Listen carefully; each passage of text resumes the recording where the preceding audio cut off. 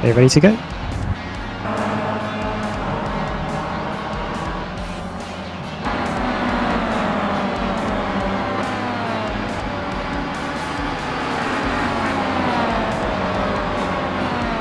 Welcome to Apex Racing TV and welcome to a special one-off event, Sim Racers Touring Car Championship. We've got the Pro and the Club Series joining together here at Circuit Spa-Francorchamps. 3 races coming up for you tonight.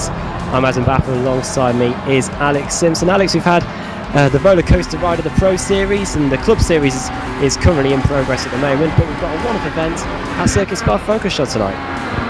Yeah, looking forward to the Winter Series, but it's the grudge match tonight, so the Pro v the Club. Both series, of course, are on break. Obviously, the Pros well and truly finished their series a few weeks ago now, but the Club guys still out there fighting hard for their championship. But we're going to get to mix it with the Pro guys. Of course, it is the feeder series to next year's Pro Series, so let's see how they fare. I was commentating the race last week. It was interesting to say the least, and I think if they give the Pro guys as much hassle as they were giving each other in the last race, the Pros aren't going to know what hit them. Well, we have got some sort of points to go through tonight. There will be a winner at the end of this race meeting. We're going to be doing a NASCAR style point system where basically it's a point for every position. So maximum grid I think is about 60 cars or so. Yep. And basically the winner will probably most likely get 60 points, and then there'll be 1 point for every position below that. And I think there's a point for leading a lap, I think, Alex. Yeah, I think you're right. I'm not 100% sure. I'm sure we will be informed exactly on who's where and whatnot at the end of it. Hopefully we can declare a winner. Unfortunately not on the normal sort of voice server this week as well. Just had a few moves that we had to work out, so we switched over to our backup. But I'm sure we'll still hear from the guys that normally do that, who's takes the victory in the end. I don't think we ever had a full understanding of the points of the SRTC Pro Series, but yeah, really looking forward to the action at the circuit. The best meetings, I think, in the Pro Series, and with the Club guys here as well. We're going to be in for 3 fantastic races. First race will be 20 minutes long. Practice has just finished, and the drivers are qualifying at the moment. Andreas Katz, who so nearly was the BSR-TC Pro Series champion, was fastest in practice. Ashley Sutton second, Michael Schellbach in 3rd, Dan Hunt 4th, Kip Stevens in 5th, Philip Johansson in 6th, Julian Janowski 7th, Colin Cunniff in 8th, Michael Hall in 9th, and Pete Newman is in 10th position. GT Omega, Alex, a big presence in that top 10 there. Schellbach, Hunt, and I think Janowski, and I think we can even say Ashley Sutton as well. Yeah, good to see a couple of the Club Series guys up there as well. So Simpson and Johansson obviously doing well. So great job from those guys as well. A few other Tristan just looking a little bit further down. He's right in there. So yeah, a few new faces for us to get used to today. And a few cars have already set their qualifying times. Andreas Katz 2:26.578. That is just under a second slower than his fastest practice time. Colin Cunniff in 2nd, Dan Hunt 3rd, Crafton 4th, Schellbach in 5th, Nathaniel Simpson in 6th, 7th Adam Gosling, 8th Philip Johansson, Paul Smith in 9th, our Apex Racing TV colleague over at the Club Series, and in 10th is Chaz Draycott. Now Alex, when we were here in the BSR-TC Pro Series, I think Andrew Woodhouse said it was one of the best race meetings of the entire season, and I think the characteristics of the circuit really lend itself to the Kia Optima, the long straights and all the overtaking opportunities. Yeah, I think you're right, exactly that. A lot of drafting. We've seen how useful the Kia is in the draft, as Adam Gosling just has a massive corner cut at the top of Eau Rouge, just trying to get through there as quick as he possibly can. Sorry, I'll come back to your point in a second, Adam. Yeah. Just looking at the pit lane, of course, got shared grids and things like that now as well. But of course, they've all got little sort of gazebos and things like that in the pit lane now. So I'm not sure what that's all about. It's new. I haven't seen that. Must be on the latest update. So paint your gazebo. Well, I think the pit lane created headlines all the time at Spa, especially in the BSR-TC. I think many cars have flipped over there, especially going through the endurance pit lane. But yeah, good to see that in the latest update. And of course, the Nürburgring and the McLaren F1 car, two of the big updates on the iRacing service. And of course, we've got Le Mans coming as well. We could possibly see those being an addition on the BSRTC schedule. Yeah, it'd be great to see them on. I mean, yeah, if we go to the Nordschleife, I'm sure that'll be an interesting race for sure. 1 lap, maybe 2 laps at best for that. That'll be amazing, I think, to see that go. 2 minutes left of qualifying, yeah, and just to touch back on your point about Andrew saying obviously this was such a good race, and it was one of the best. I mean, massive grid, and we've got a massive grid again here tonight. 55 cars, not quite up to the full 60 that we could squeeze onto the track, but nonetheless, that's going to be a pretty impressive sight when they start screaming through and towards Eau Rouge for the first time. Well, a provisional calendar has been released for the 2016 BSRTC series. As we started last season, we'll be at Phillip Island, heading to Road America Brands Indy, then the Nürburgring Grand Prix circuit before a team race at Donington National. Then we'll have a one-off event, as Alex was mentioning there, at the Nordschleife circuit. Easy for me to say there. Then on to Barber, Pocono Oval, Charlotte Road, Virginia International Raceway, the Indianapolis Road Course for another team race at Alton Park before we take an off week. Then we head to Circuit Gilles Villeneuve in Canada, following to Road Atlanta, Silverstone Historic, Summit Point, Lime Rock Park, Laguna Seca, Mid-Ohio, Watkins Glen, that's our stint over in America, then to Twin Ring Motegi, to Spa, then to Zolder, to Monza, then another off week before Silverstone, Circuit of the Americas, Suzuka, Brands Hatch, the Grand Prix circuit, and then that showdown begins. Daytona Road starting the showdown this time around instead of it ending here like this season. Mount Panorama in Bathurst, Motorsports in Canada, Monza, and Interlagos, which created so many headlines in the BSRTC showdown last season with so many big wrecks. Qualifying is just 30 seconds away from concluding, and Andreas Katz is on provisional pole position, Colin Cunniff second, Dan Hunt third, Dan Kraft fourth, Schellbach in fifth, Sakowicz in 6th position. So great to see one of the Club Series drivers in the top 10. Roy Vervaeke in 7th, Julian Janowski 8th, Nathaniel Simpson in 9th, and Adam Gosling rounding out the top 10. Yep, just waiting for everybody really to finish up their laps, see if there's any changes. We're going to see a great deal. It looks like everybody's sort of got their times in. A lot more space out there right now, though. Many people haven't even set times. Crazy, really, isn't it? I mean, down to 37th. I mean, that just goes to show how tricky it is to get a lap in here.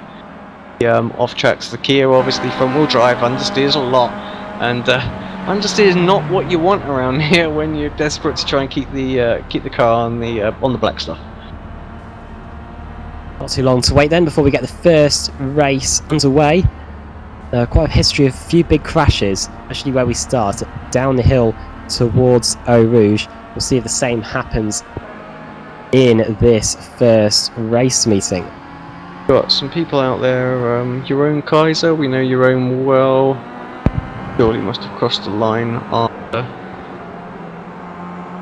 Checker flag come out there. I don't know, he looks like he's on it. He must have just sneaked in. He hasn't set a time yet as well, so we'll keep an eye on your own, see if get a lap in. Yeah, I think he's probably gonna this be one of the few tracks where you could run out of time before completing your lap, so got a little bit of slipstream from the New Home's digital car ahead.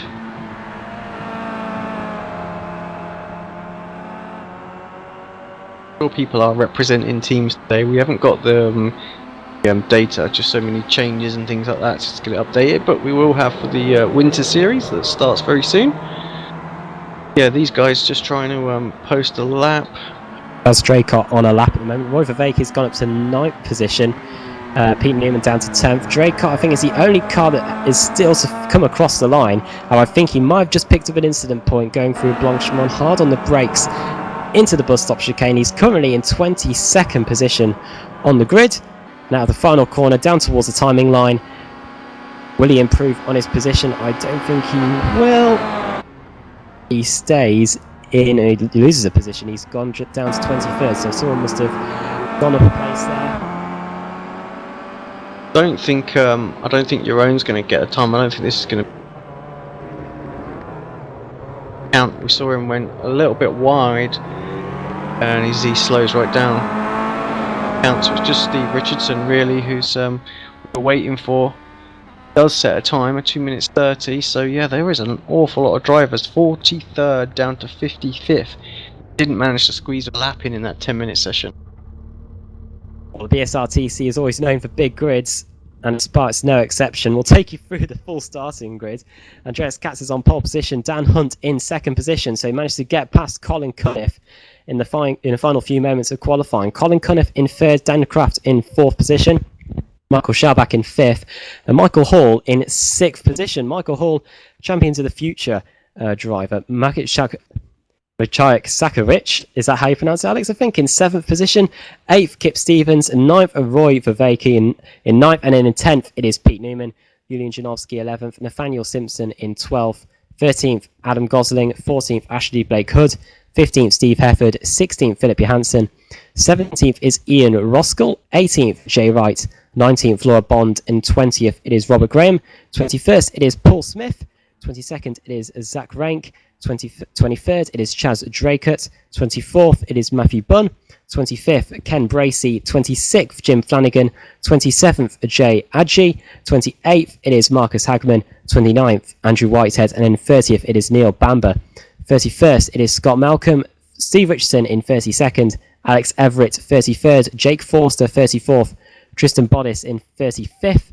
Christopher Sherburn in 36th, Joshua Drinkwater 37th, Bruno Tassoni in 38th, Max Wright 39th, 40th, Michael Jones, 41st, James Leggett, 42nd, David Crozier, and then the cars that did not set a time, Jerome Kaiser 43rd, Pete Harrod 44th, Mark Cardix 45th, Hyo Chan Lee 46th, Neil Rocks 47th, Ashley Sutton, who was second in practice, 48th, John Roberts 49th, Robert Plumley 50th, 51st, Daniel Hawes, 52nd, Liam Atkins, 53rd, Jason Rowe, 54th, Steve Rizzo, 35th, and at the back of the grid, it is Ethan McColgan.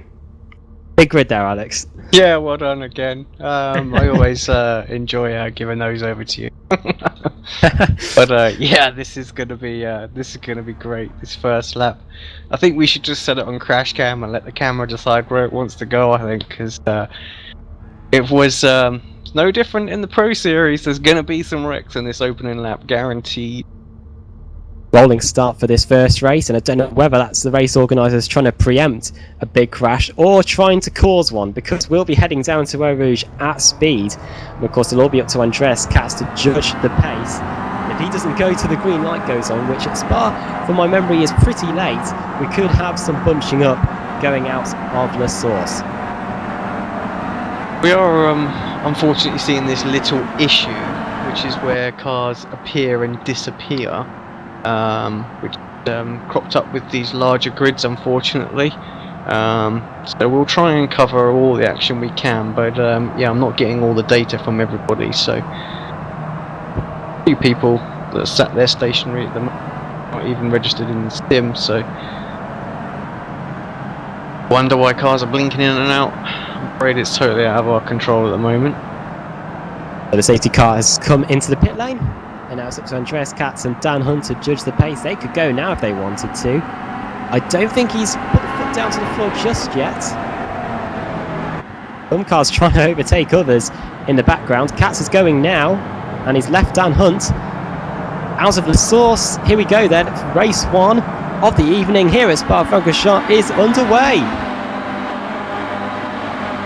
Down towards then Eau Rouge, very spaced out pack already. Dan Hunt in second, following Katz, and it's Kraft, Cunniff, and it's the two GTM mega cars, everyone working up their way through Eau Rouge. No big crashes to talk about. Andreas Katz has just helped everyone here by going so early, but we haven't had the pack bunching up. All 55 cars, I think, are going to make it through. Whoa, as that purple car there of Mark Cardix was out of control, but everyone has made it through Rouge safely, Alex. Yeah, not seen any problems, or I did hear a little bit of bumper bashing a bit further back, but like you say, everybody seems good. 20 minutes left of left of the race. I'll tell you, that's going to tick down really, really quickly for everybody out there trying to work their way up and into a, well, what would you say was a good finish here? Top 20?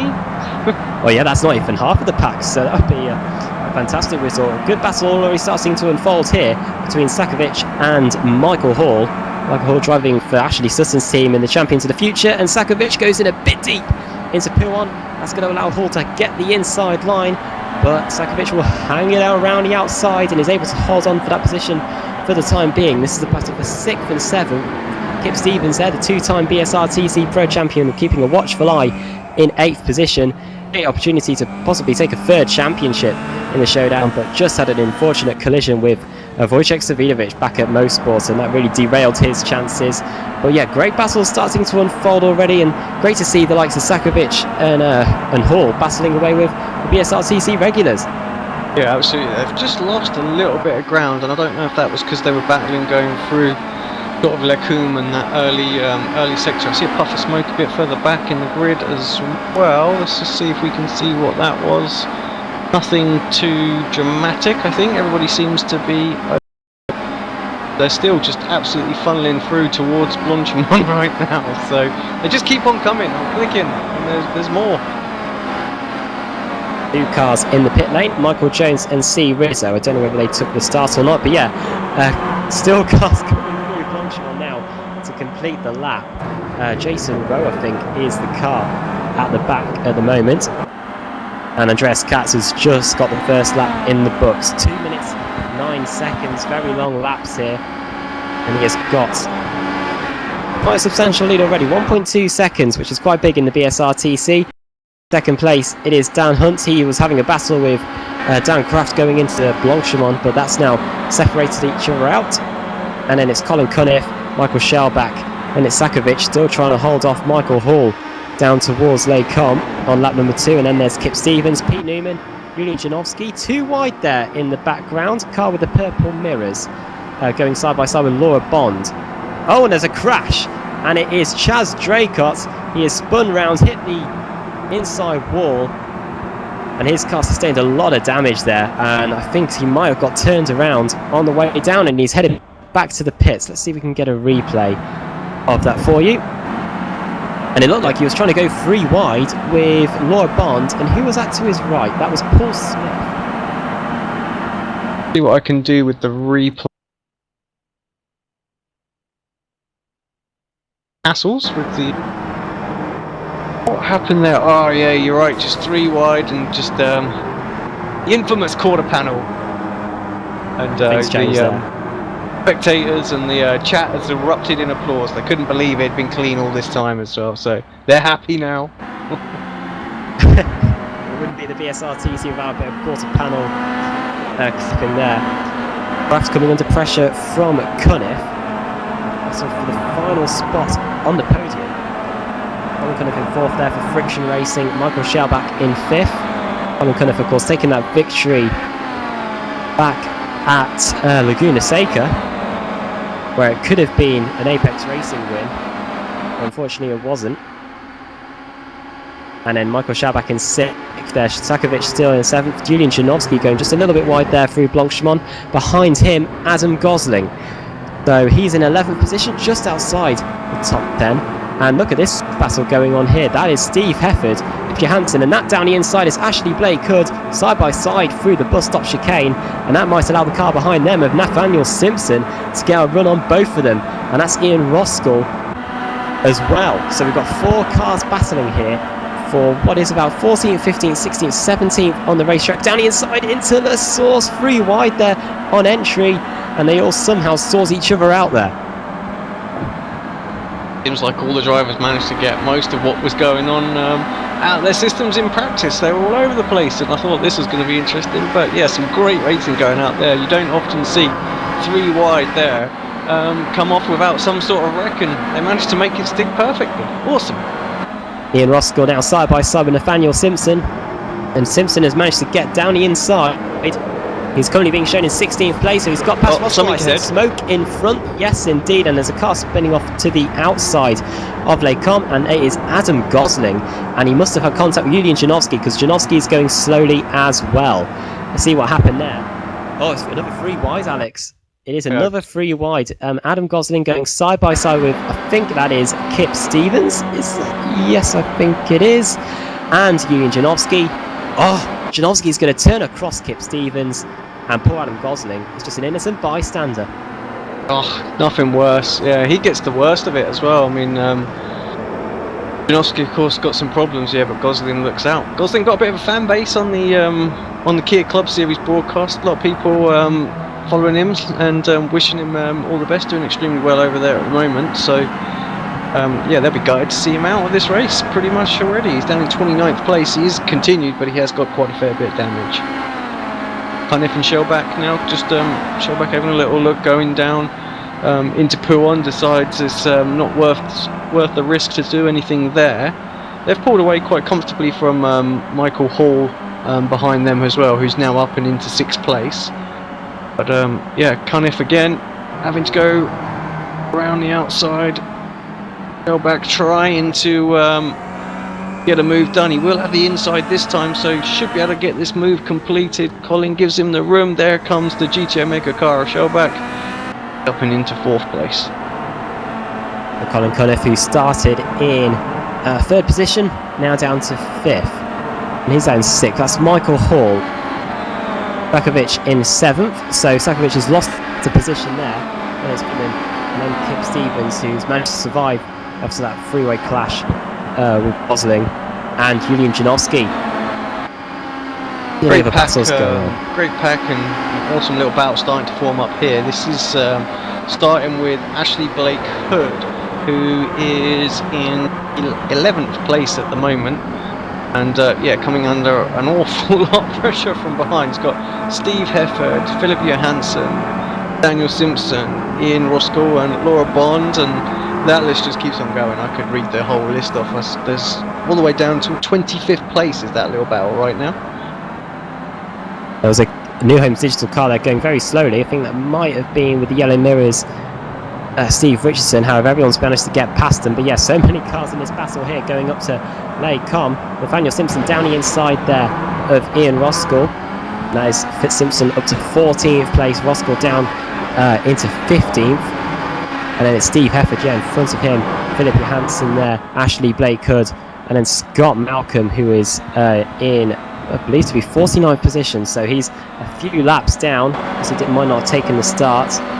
One hit the wall there in the background as well, just going towards Eau Rouge. I'm not sure who it was. It looked like they were trying to get as far over as possible and just clunk the wall a bit too much and sort of bounce back towards the middle of the circuit. They're okay, they carried on. I'm not sure who it was though. Might have been Jay Wright or possibly Paul Smith. Not 100% sure. Looks like we might have lost Jay. No, just one of those awkward little glitches. Good battle as well between Sakovic and Newman. These two working their way down towards Blanchemont. Newman, of course, managed to get into the showdown last time around in the BSR TC. So showdown sadly didn't reward him with much success. Finished, I think, in 11th position, and his teammate Simon Field didn't fare too well either. But now he's trying to get past the BSR Kia Club Series driver of Maciej Sakovic through the bus stop chicane. Newman goes onto that grasscrete and runoff area on the outside of the bus stop chicane, not able to get a good enough run to try and challenge Sakovic. Sakovic up in 7th position. Well, waiting for them to slow each other up somewhere along the line. He's going to pounce and try and get both. Sakovic's connection is awful at the moment as well. There's nothing worse than trying to overtake a driver who's blinking out all over the place. You've got no idea where they are. You're braking earlier because you're just a little bit nervous about hitting them anyway. So, and yeah, Pete there just got, I mean, it really, yeah, look, just through there, he's got no idea whatsoever where Sakovic was there as well. I mean, I know he clonked the curb himself, but oh, he's gone again. It's just crazy. And it's going to be very hard for Pete Newman to try and get an overtake done because it will be so difficult to know where he is. Side by side here, Viveki and Blake Hood. As Alex was saying, this battle has been ongoing really since the start of the race. Blake Hood there now in 10th position. Viveki in 11th, 12th Philip Johansson, 13th Hefford, 14th Scott Malcolm and then Simpson and Bond were just battling there, but Bond got washed out onto those marbles, and she now remains in 15th place. Ian Roskell there in 16th, Paul Smith in 17th, Zach Rake 18th, 19th, Jay Wright, and then Ashley Sutton, who started all the way down in 48th place up to 20th already, so 28 positions gained. Does enjoy working his way through the order, no doubt. Yeah, he's going to struggle to get all the way up there. Andreas Katz, of course, leading by 1.5 seconds side by side. Sakovic and Newman. The battle continues. Newman went round the outside of the Fania chicane, and Sakovic, who continues to blink like mad. Newman's got the move done. Newman up into 7th position. Sakovic down to 8th. Will Sakovic try the counter attack? It's going to be very hard for Pete Newman to try and do any defending because he won't know where on earth he is. His connection seems to have been stable for the time being. He moves over to the inside line. Nearly a bit of contact there, but somehow Pete Newman is able to hold on to the position as we head into Blanchemont. You get the sense that Kip is there, sat there waiting with his admin controls to go goodbye and kick if that continues to blink as much as it is right now, because yeah, that's just crazy out there. And I think had anything come off of that could have yeah, we could have seen a potential DNF there. Well, here comes Stevens. He's going to try and get the position away from Sakovic. Battle for 8th and 9th, and Pete Newman in 7th as well. Ashley Sutton has been able to gain 2 places all of a sudden. He's up to 18th place now, so man on the move definitely is Ashley Sutton. In a gain of 30 positions. Sakovic taking a very unconventional line there through Eau Rouge. That's going to ruin his straight line speed. Here comes the 2-time champion then of Kip Stevens. New Homes Digital. Side by side down the straight towards Les Combes. We're on lap 6. Got an estimated 4 laps or so left of racing. Sakovic back down the inside. He's got the position back for now. Yeah, very good on the brakes there. Again, really difficult for Kip to know where exactly he is. Goes for a little move late on the brakes downhill. He's got the inside line. This is definitely an opportunity to get it done. Get on the power early. He's going to go back down the inside. And Stevens thankfully knew he was there. Be an ongoing battle, I think. Been pretty tasty up front as well now. So this is for 2nd, 3rd and 4th. There's just 0.6 of a second covering all 3 cars. So yeah, Kraft at the moment right in the middle of that GT Omega sandwich. So yeah, Dan Hunt for GT Omega, then Dan Kraft in 3rd, 4th Michael Shellback for GT Omega, going down towards Blanchemont. Not too long left of this race. We're already a lap 17 minutes. We'll probably have 2 more laps of racing when we get to the line. Colin Cunniff there in 5th position. Drop back off this pack. Let's see what Dan Kraft can do then. One of the fastest parts of the racetrack here. Dan Hunt so nearly puts the wheel into the grass. Michael Shellback, he's close enough to have a lunge, but so is Dan Kraft on Dan Hunt. He looks to the inside, thinks better of it, but he can't move back onto the racing line because Shellback was there just for a moment. Can Shellback try and get the run on the exit of the bus stop chicane? He gets a reasonable run. Dan Hunt got a very good run because he's able to put a few car lengths between himself and the Pete Newman media driver. Overline goes to start another lap. And in the background there, it looks like the battle between Sakovic and Newman continues. Newman had to go onto the runoff area once again. That might be his racing line, perhaps, as we come across the line. Stevens still not able to get past the Club Series driver. Have a look back then at the battle for 2nd, 3rd and 4th. Heading up towards Les Combes then. 18 minutes in the books here. And Hunt is defending the inside line. Kraft is trying to find a way through. We could be about to go 3 wide again. Shellback is not able to make it 3 wide. Kraft is going to try and sweep around the outside here. Is there? The Hunt gives him the space. He is through. Kraft through into 2nd position. Shellback's going to try and go around the outside of his teammate as well. Fantastic move there. He's able to get it done. Down into Rivage. This downhill 180-degree hairpin. Hunt's going to shove it back down the inside. Then we're going to head into the corner with No Name. These two have been side by side for a few corners now. They've rubbed all handles just a little bit. Shellback back down the inside. They're still side by side, Alex, as we're going to head to Pouon now. No team orders there, and GT Omega absolutely going for it, and rightly so as well in this fun race. Colin Conniff was hoping for an opportunity to get both drivers, but it didn't present itself, unfortunately. So we actually have 4 minutes to go, and remember we had a pace lap, and on the weird timing screen that iRacing present you, they always forget that little bit that's added on. Yeah, I was starting to get confused why they said we had lapsed 19 minutes, but we still have 4 minutes to go. And yeah, this battle now between Hunt and Shellback. Final spot on the podium here between these two. Andreas Katz, the Season 8 champion, 2.6 seconds in front, so he's got no worries up at the front. Katz actually should be driving in an engine or direct livery as well, but numpty here, forgot to turn trading paints off, so apologies, but that'll also remind Andreas that he needs to update his livery on trading paints too. Of course, next season Eurochip Digital and Engine North Direct will be merging. We'll be seeing the likes of Savidovic and Katz driving for the same team. That'll be a very strong lineup.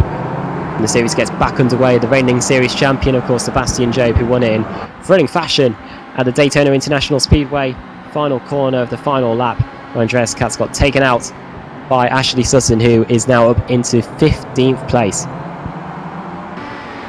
Who's also done a good job working his way through the field is Pete Harrod as well. We saw him, didn't set time, did he? One of those drivers as well. He's having a quick look on, I think it's Ken Bracey right now. Yeah, Ken just having to defend into the bus stop chicane, does a good job. But yeah, this is for 21st, 22nd, 3rd, 23rd as well. Marcus Hagman there as well, just behind them.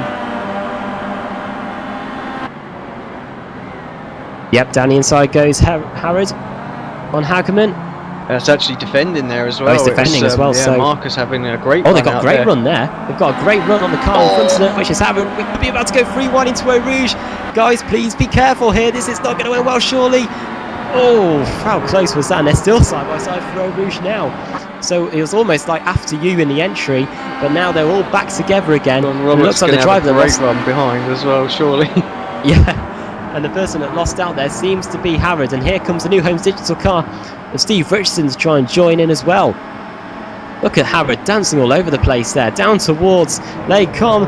And around the outside goes Hagman. Back down the inside he goes. And now Bracey could be about to lose out to another driver as well. Yeah, that's great, that is. I mean, the fact that they've got through Eau Rouge, they're three wide. I don't know about you, but I've seen the Pro Series drivers try and pull that off and fail miserably.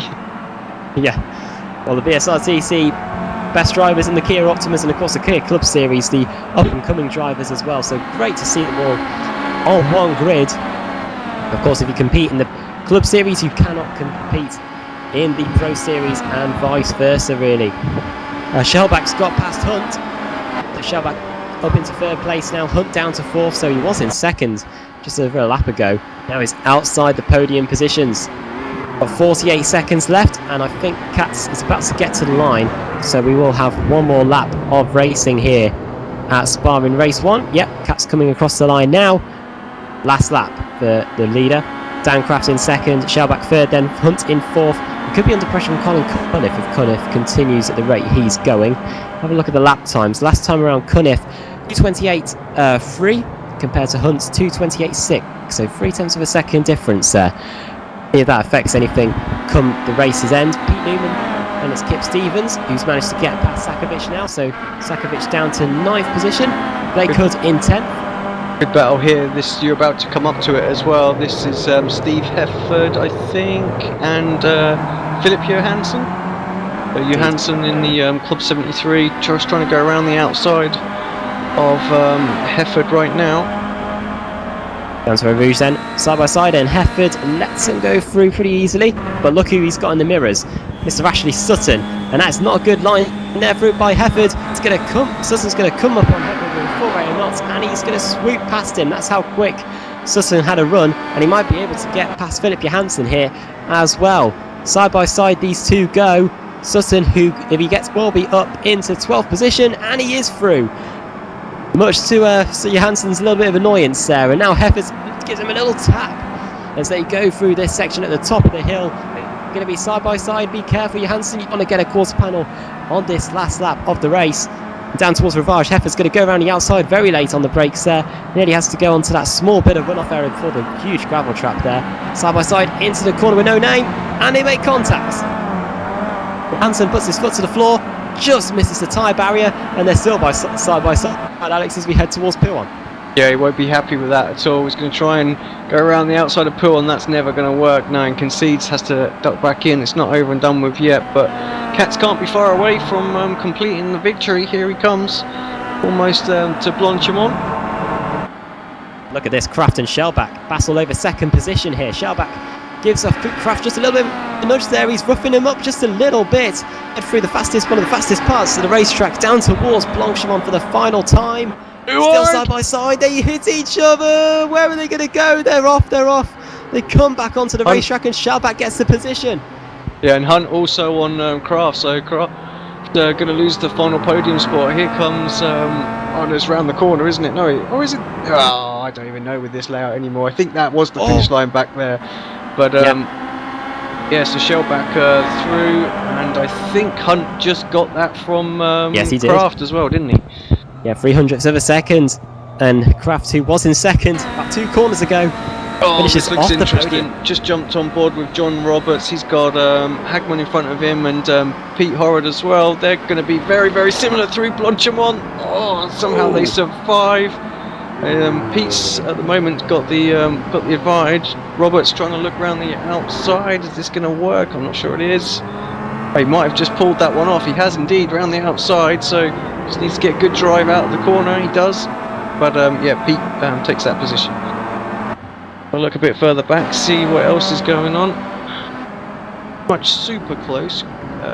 Christopher Sherburn and Robert Plumley here, just separated by half a second, and that's Neil Rocks ahead of them as well. So everybody's really just streaming across the start-finish line right now. Ready to finish, and we'll run down the order. Yeah, Jason Rowe coming across the line, finishing in 31st. Matthew Bunn, I don't think there's an incident limit in this race. There is. There's 16 incidents. I don't know where Matthew Bunn went, but he was in a position, but now he's not. He's in 34th. Ian Roskell coming across the line in 35th. Then there's Adam Gosling, who was involved in that contact early on, in 36th. And then Tristan Bottas coming across the line in a moment in 37th position. Let's run you through the finishing order then. Andreas Katz takes the victory. Michael Shellback is second. Dan Hunt in third, just a line in front of Dan Kraft. Colin Cunniff in 5th position. 6th, Michael Hall. 7th, Kip Stevens. 8th, Pete Newman. 9th, it is Maciej Sakovic. And then 10th, Blake Hood. 11th, Ashley Sutton from 48th on the grid. Incredible race from him. 12th, Roy Verbeke. 13th, Steve Heppard. 14th was Philip Johansson. 15th, Laura Bond. 16th, Isaac Rank. 17th, Paul Smith. 18th, Jay Wright. 19th, Pete Howard. And in 20th, it is John Roberts. 21st, Marcus Hagman. 22nd, Andrew Whitehead. 23rd for Neil Bamber. 24th for Ken Bracey. 25th, Neil Rocks. 26th, Robert Plumley. 27th, Christopher Sherburn. 28th for Jim Flanagan. 29th, Max Wright. And in 30th, it is Jason Rowe. 31st, David Crozier. 32nd was James Leggett. 33rd, Ian Roskell. 34th for Adam Gosling. 35th, Tristan Bottas. And then the cars that were 1 lap down or more. Now, quite a few of them. 36th, Andrew Whitehead. At Matthew Bunn in 37th. 38th, Jay Adge. 39th, Steve Richardson. 40th, Michael Jones. 41st, Nathaniel Simpson. 42nd, Robert Graham. 43rd, Alex Everett. 44th, Jake Forster. 45th, Scott Malcolm. 46th, Julian Janowski. 47th, Joshua Drinkwater. 48th, Mark Cardix. 49th, Sharon Kaiser. 50th, Ethan McColgan. 51st for Bruno Tassoni, 52nd for C. Rizzo, 53rd for Chaz Draker, 54th for Hyo Chan Lee, and Daniel Hawes did not take the start of the race. Alex, then, how does this reverse grid work for the one-off event tonight? Is it still the same numbers, 15 down to 26? No, slightly different as well. So we've got a minimum of 25 cars reversed and a maximum of full. There's a lot more chances to get full. And I'm about to bring it up on screen, but I just wanted to say that obviously we don't have Andrew Woodhouse with us today. Unfortunately, he's a little bit poorly, but he is here in spirit on the Wheel of Fortune. You'll see it when I bring it up on screen. Adam, it's worth you tuning in to have a look as well. You'll have a chuckle. I'm sure Woody's not watching right now, but we'll all make sure we tweet him and poke him on Facebook and everything else like that, because you'll need to come and have a little look at this. But right, let's switch over, because they'll be wanting the reverse grid, I'm sure. So without further ado, here's the Wheel of Fortune. Hello, Mr. Woodhouse. Give us a little spin and tell us what we're going to get for a reverse grid. Right, here we go.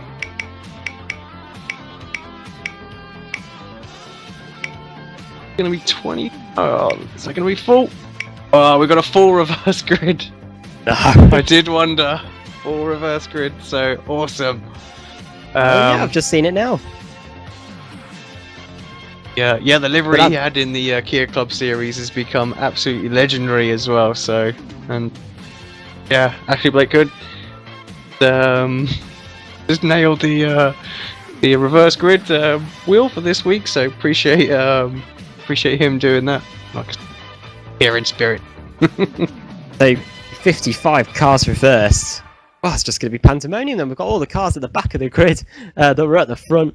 He shall be last, shall be first. Daniel Hawes will be on pole position. Hi Chanley second. Chaz Drake at third. Steve Rezo will be in fourth. And Bruno Tassoni in fifth. Well, Alex, we've never seen this in the BSR TC Pro Series before. The guys that have won the race, the likes of Katz, Kraft, Hunt, Shellback, all of those guys will be starting 55th on the grid. It's going to be crazy, I think.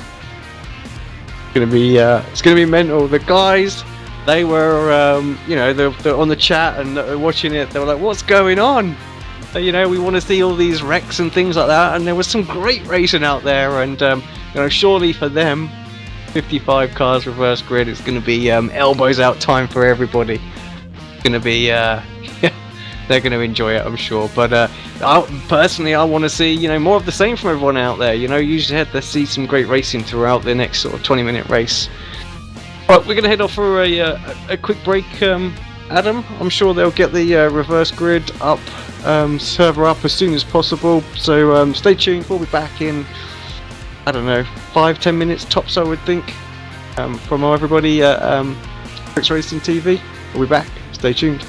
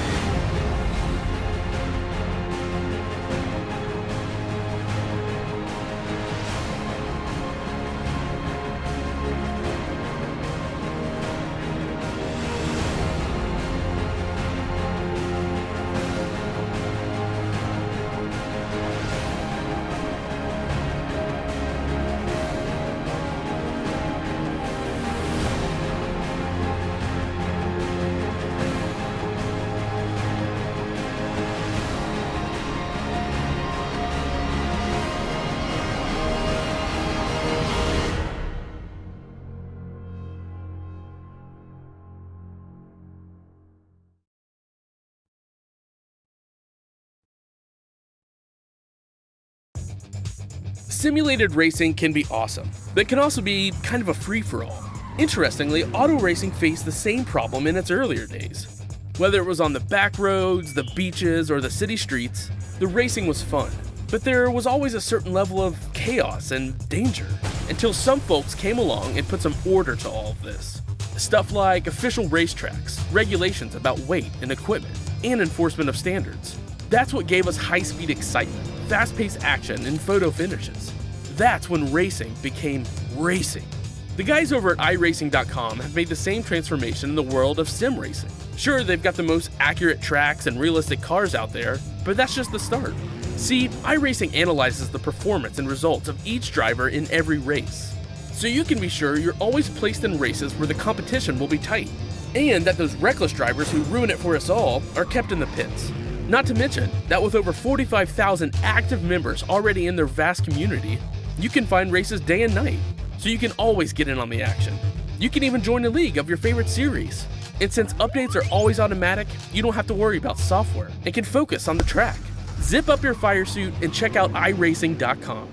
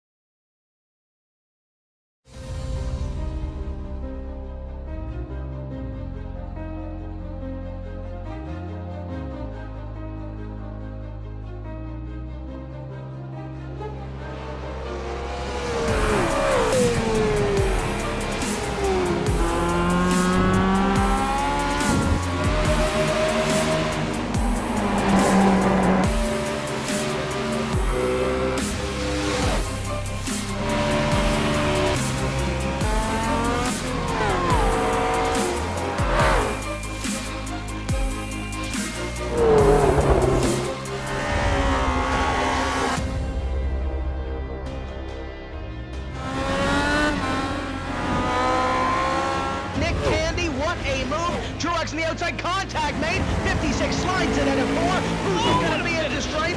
Dead even, give it to Ryan Truex. Truex is your winner over Tandy.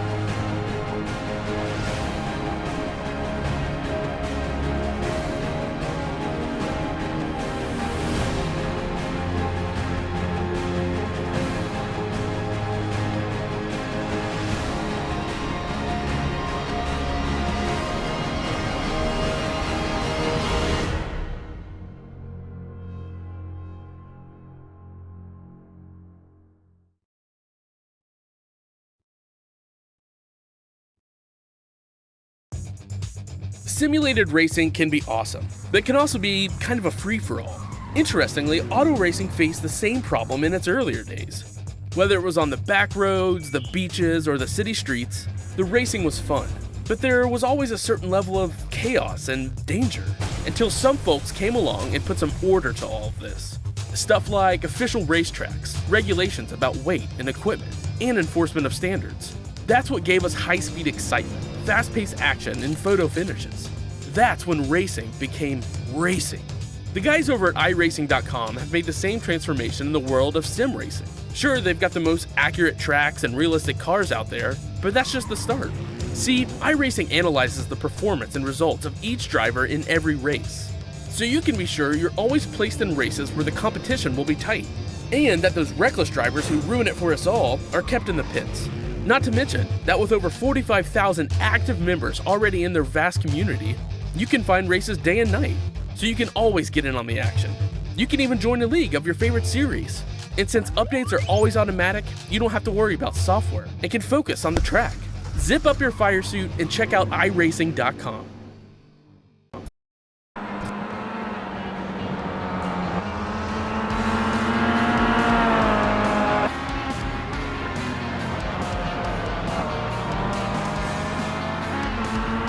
Welcome back to Apex Racing TV and the BSR TC Pro versus Kia Club Series at Spa-Francorchamps. As you saw before the break, we had a full reverse grid, and by full we mean all 55 cars or so will be reversed in the second race of the evening. We'll be getting the grid to you in about 3 minutes time. Drivers are on their warm-up session at the moment, and Alex, that first race, not too many crashes, but I don't think we were expecting that. No, I think it was completely the opposite of what we were expecting, but nonetheless it's always good to see, and I think this race is it's going to be interesting. I'm just going to quickly try and update the paints very quickly, because trading paints running out. Turned it off now. Let's just see if I can get it. Everybody's going to disappear for a second. A bit weird on the stream, but it'll be worth it just to get the right liveries out there.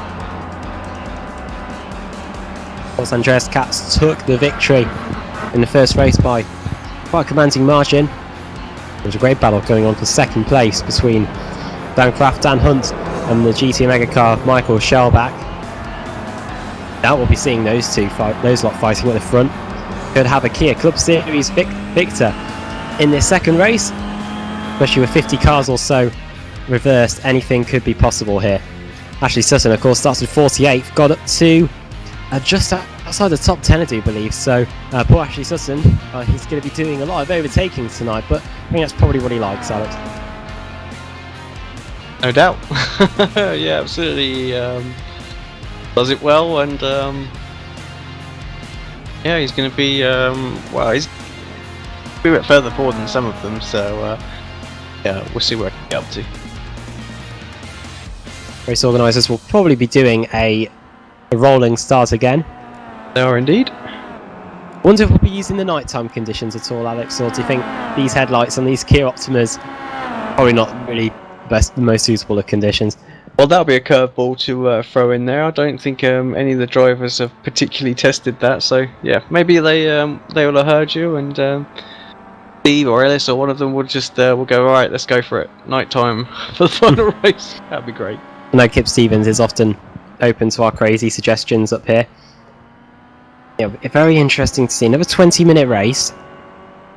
Rolling start. We'll be heading down to Eau Rouge once again. Interesting to see what the pole position drivers are going to do in terms of going. I think Andreas Katz already went as soon as the safety car went into the pits on the exit of the bus stop. So the drivers don't really have to go until they go out of the source. I remember a BSR GT race we did here a few months ago. Drivers were told not to go until the exit of La Source, and many drivers behind started to go before then and caused quite a bit of carnage going down into La Source. Yeah, I think the thing is, if you don't go, you sort of at least need to pick the pace up a little bit, just so those people are a little bit eager, are not completely steamrolling the people that are in front of them. So yeah, definitely don't go full on, but you do need to go a little bit quicker, because As soon as people see that pace car in, they're on it straight away.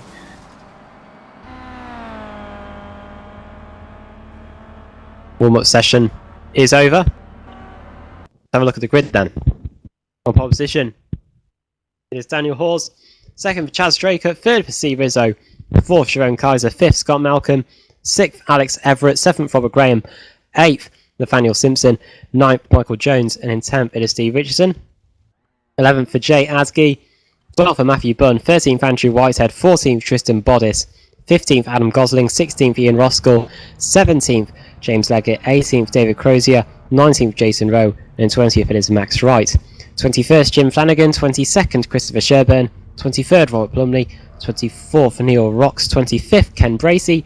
26th, Neil Bamber. 27th, Liam Atkins. 28th, Marcus Hagman. 29th, John Roberts. And in 30th, Pete Harrod. 31st, Jay Wright. 32nd, Paul Smith. 33rd, Zach Rank. 34th, Laura Bond. 35th, Philip Johansson. 36th, Steve Hefford. 37th, Roy Vervaeke. 38th, Ashley Sutton. 39th, Ashley Bakud. 40th, Mikhail Sakovic.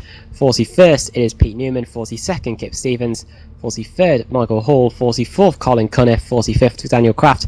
46th, Dan Hunt. 47th, Michael Schellbach. And then 48th, right at the back, is our Race 1 winner, Andreas Katz. Yeah, so not as many in this race then, just the 48. A few people didn't return. Probably didn't realise that there was a reverse grid or anything like that, some of the guests, but still, nonetheless, pretty sizable grid out there.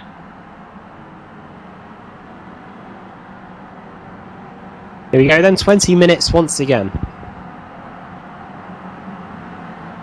Haven't got an idea who's going to win this race, so it's going to be very interesting to see who will be taking the checkered flag. Yeah, it really could be absolutely anyone for this one. I mean, I have to think that the guys like Katz at the back, they're just too far back to get themselves to the front. We'll wait and see, I guess.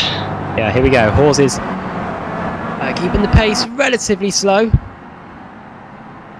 Hasn't gone at the same rate Katz was going. How he's starting to gradually increase it now. Going to go into last source now, and I think he's just decided to go as he's definitely left second place for Dead. Here we go then. Race 2 of the evening here at Spa-Francorchamps is underway. Second is now Chaz Draco. Did not get a good start. He's now dropped down to third position. But C. Rizzo is all over the place. He's in the wall. He's back onto the racetrack and hits Jerome Kaiser. Poor unfortunate Jerome Kaiser. Kaiser continues though. I don't think he sustained too much damage. But yeah, that was a big crash, and it was second place guy third on the grid, but he was up to second already, Alex, and just out of control really. Yeah, absolutely. Just got his line all sorts of wrong in Eau Rouge there, and yeah, paid the price for it, I'm afraid. Didn't realise Kaiser was sat there. He's now in second place, of course. He's definitely got to be the favourite to win this one. Pretty close and tight in through the Lacombe section right now, too wide, 5 or 6 deep there. Again, it looks like for the most part everybody's got through without, let's just say, a major multi-car pile up there. Jerome Kaiser, of course, BSR Pro Series winner. Didn't take a win this series, I don't think, but had a very good series. Oh, there's a little accident further back. That's Ashley Blake Hood involved in that as well. So Roy Vervaeke as well. Yeah, 42nd, like you say, Roy. So Roy continues. Doesn't look too badly damaged. I'm not exactly sure what happened to Ashley. It was a Let's take a quick look at that back. Was it core panel? On the exit of the corner with no name. Blake Hood's got back going again.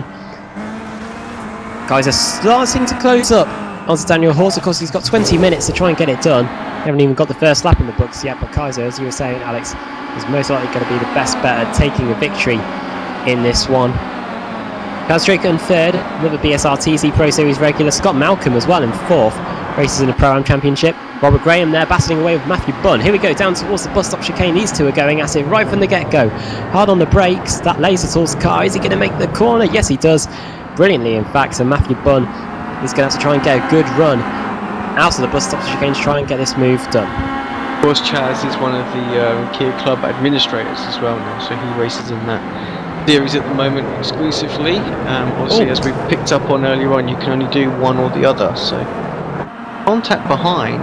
Yeah, I don't know what happened to Matthew Bunn though. He just decided to go on a trip to the wall.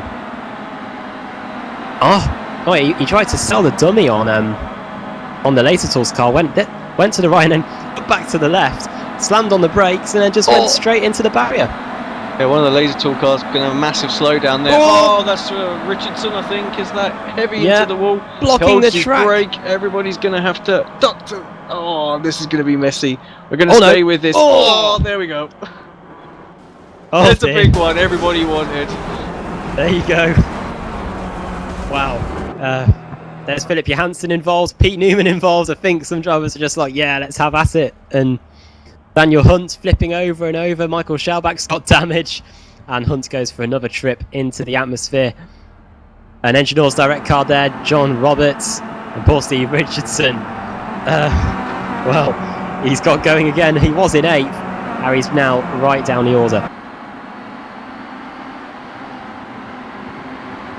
See what happened then to Steve Richardson. I personally didn't see the beginning of it. I think he got tagged actually. It sent him around, and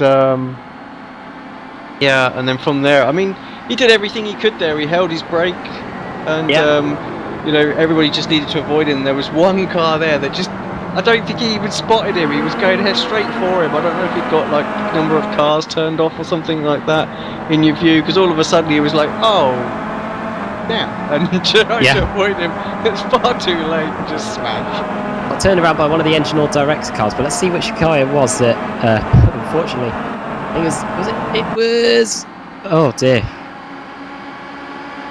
Can't really pick out who it was, but anyway, yeah, big crash on lap number 2 here, and it's eliminated quite a few cars in this race. Horzo continues to lead, only just, and in fact he doesn't lead because Kaiser is now through. Jerome Kaiser, probably while we were looking at the replay, has taken the lead. We'll see where that occurred. And it must have been pretty early on in the lap. He was passed by Poulan. Passed by Ravage. It was a move down in. It was a move out of Les Combes, Alex. It was going through Les Combes, and Horsmate went too deep into Les Combes, and Kaiser got the run, managed to swoop around the outside going down to Ravage. So that's how Kaiser got into the lead. Horse now in 2nd, coming under pressure from Draco in 3rd. 4th for who's on 4th? Alex Everett. And then in 5th, Matthew Bunn, who's under more pressure from Robert Graham. Oh! Bunn got out of shape there. He got bagged, I think, by the Laser Tools car. They're 3 wide. They're going to come back onto the track together.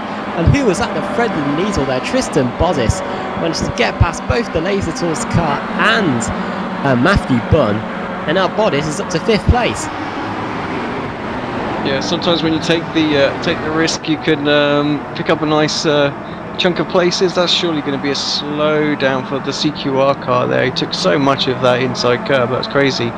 He lost a couple of places, but I don't think it was a slowdown. Just yeah, in the end, just the upset of the car slowed him down more than anything. That's Adam Gosling, of course. Gosling, one of the few drivers that did get involved in something in the last race. Andrew Whitehead, I think that was the car that turned around Steve Richardson earlier. He's now got in 7th place. Matthew Bunn with a rookie safety rating, so might have a reputation there for a bit of elbows out racing. And then James Leggett in 11th position. Ashley Sutton up to 12th. Ashley Sutton, where did he start on the grid? He started 38th, so only 10 positions better than where he started in race 1. He's already up to just on the outside of the top 10. Got 13 minutes to go. I think tall order to ask him to get towards the front, but we'll keep a little eye on it, I'm sure. This battle continues then. Bodis and Robert Graham. Graham was battling with Whitehead earlier, but now he's got, Matthew Bunn earlier in the lap. Just this way and that into Blanchimont. Oh, nearly hits the grass. Down the inside into Blanchimont. That's not going to work, and that's going to allow Andrew Whitehead to get a great run on the Laser Tools car heading down towards the bus stop chicane. I hear contact, and it's Chaz Draycott. Yeah. Or Chaz Draycott. And Bodis is around, and Whitehead has had to take evasive action there, and his race has been ruined as well. He's going to come back on behind that car that looks a bit like wrapping paper. That is James Leggett. and Ashley Sutton will get past him as well. So Ashley Sutton now up into 9th place. Yep, I might have to retract that already. I was too busy focusing on Chaz Draycott to see what happened to Tristan Bodice. But I think it's probably as a result of contact between... Oh, there's another crash going down in the... towards Eau Rouge, sorry, and I'm trying to see who it is. Goslin. He's managed to get him back. Oh, that could have been a disaster actually, but he's managed to get off the track and back into the pit lane. Otherwise, we could have had a huge wreck there. Poor Adam Gosling. He was up at the front of the pack earlier. Where the incident happened. Oh yeah, on the exit of La Source, on his roof already. They get completely missed his braking zone there. We saw that move coming off, and just ducks to the relief road there and continues about his business. He's still in 8th, but getting slowed down. Oh, I can hear something else going off. Oh yes, we've got Scott Malcolm and That's Kip Stevens, or Kip Stevens, is it? It was a pro. It is. New Hampshire digital car, yeah. Oh, and Plumley's going to come up on that laser source car. Malcolm just able to squeeze by. Though quite a few incidents in the last few laps. Problem with Matt Bunn as well. We lost Matt. I think we might have lost Matt too. Going to cycle through to try and find our race leader. There he is. Alex Everett in 2nd now. Daniel Horse in 3rd. 4th, it is now Ian Roskell. Matthew Bunn is being shown in 5th. In fact, he's dropped off the pits. Dropped off my screen, yeah. Sutton is now in 5th position, so gains a ton of positions. He's now coming up on Roskell, who's now in 4th. So it's not going to be too long before Sutton could be with a shot at a podium here. Got 10 minutes to go in this race. Roskell there, car number 99. Ashley Sutton there in the Pete Newman Media car, driving number 16. Let's see if we can get a move done. Heading into the bus stop chicane through Blanchimont now. There was a bit of contact earlier for Tristan Bodice. He's now down in 8th place. Down towards the bus stop chicane then. Ian Roskell hogging the inside line there. Sutton, is he going to make the corner? He just does. Back down the inside he goes. And round the outside will go Roskell, but he can't get it done. Sutton, who I thought had overshot the bus stop chicane, is now up into 4th place. But for how much longer? Because Roskell could lunge it down the inside. He hits him instead. And Sutton goes for a ride around the outside of the La Source hairpin, Alex. That was a bit cheeky. Oh, well, you don't want to do that. You know what's coming. Oh, yeah. Ashley Sutton, BSR TC Pro Series, you haven't seen it. He's got a bit of reputation for... we've seen him, how many positions he's able to get. I'm sure some of those are very typical touring car style moves like that, and he's in the Roskell slow down and let him have the move back. So yeah, very good sportsmanship there from Roskell. Sorry, as we're aware, Ashley Sutton could be in the actual Dunlop MSA British Touring Car Series for next season, for this coming season in 2016. Right, good little battle going off a bit further back. That's Michael Hall and David Cruiser there as well. Behind them was Shellback and Hagman. Shellback will get slowdown penalty for that move there. Comes in. Is that someone blowing an engine? Yes, there is. I see smoke in front. Who is it though? Like Liam Atkins. Liam Atkins. Yes. So quite a few engines being blown here. Would you say it's a track that's hard on the Kia Optima, Alex? I wouldn't have thought it would have been actually. Just perhaps guys just being a little bit over aggressive with their downshifts and getting punished by it really. Yeah, we usually see engine problems at the likes of Bathurst and Montreal. Those circuits really car breaker there. Daniel Hall's in 3rd position still. Sutton now in 4th. How far is he away from Daniel Hall's? A good 4 seconds or so. 8 minutes to go. What's Sutton's lap times like? 2:29.1 for Sutton, and for Hall's a 2:33. So 4 seconds difference. Matthew Sutton definitely is probably one of the quickest drivers on the track, and in fact he is. He's got the fastest lap of the race so far, 2:27.5. Yeah, I'm sure he will. I'm sure he'll catch up Hawes, but I'm not sure he'll get any further than that. Daniel really just needs to step it up a little bit. If he can find himself this sounds like a silly statement. He finds himself a couple of seconds in pace, so get down to well, I was about to say 2 minutes 31. He just put 2:31.1 in. Then he might well be safe. He lost 0.6 of a second that lap to Sutton. So yeah, if he can keep it at that sort of pace, then he might be okay. Certainly going to have him to worry about on the last couple of laps, I would think. Battle unfolding here between Andrew Whitehead and James Leggett. So with that festive style paint scheme on his Kia Optima through Eau Rouge, all over the place a bit there. And here comes Andrew Whitehead. He's going to get a great run. Yeah, I love James's. I love James's livery. I saw that first time last week in the club series, and yeah, it's got a bow on the top and everything. It's awesome. Down towards Les Combes. And Whitehead is through, crash in the back, I do believe. I think it might have involved one of New Homes Digital's car. Tailback's on his roof. Let's have a little look at that back, see what that was all about. Was it Michael Schabach, did you just say? It was indeed. Yeah, just having a look at it back now.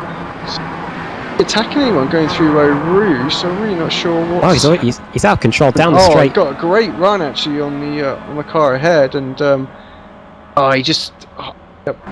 They fought over the same piece of tarmac, and crash physics played out, did the rest of the damage. Here comes Hawes and Sutton. This didn't take long then.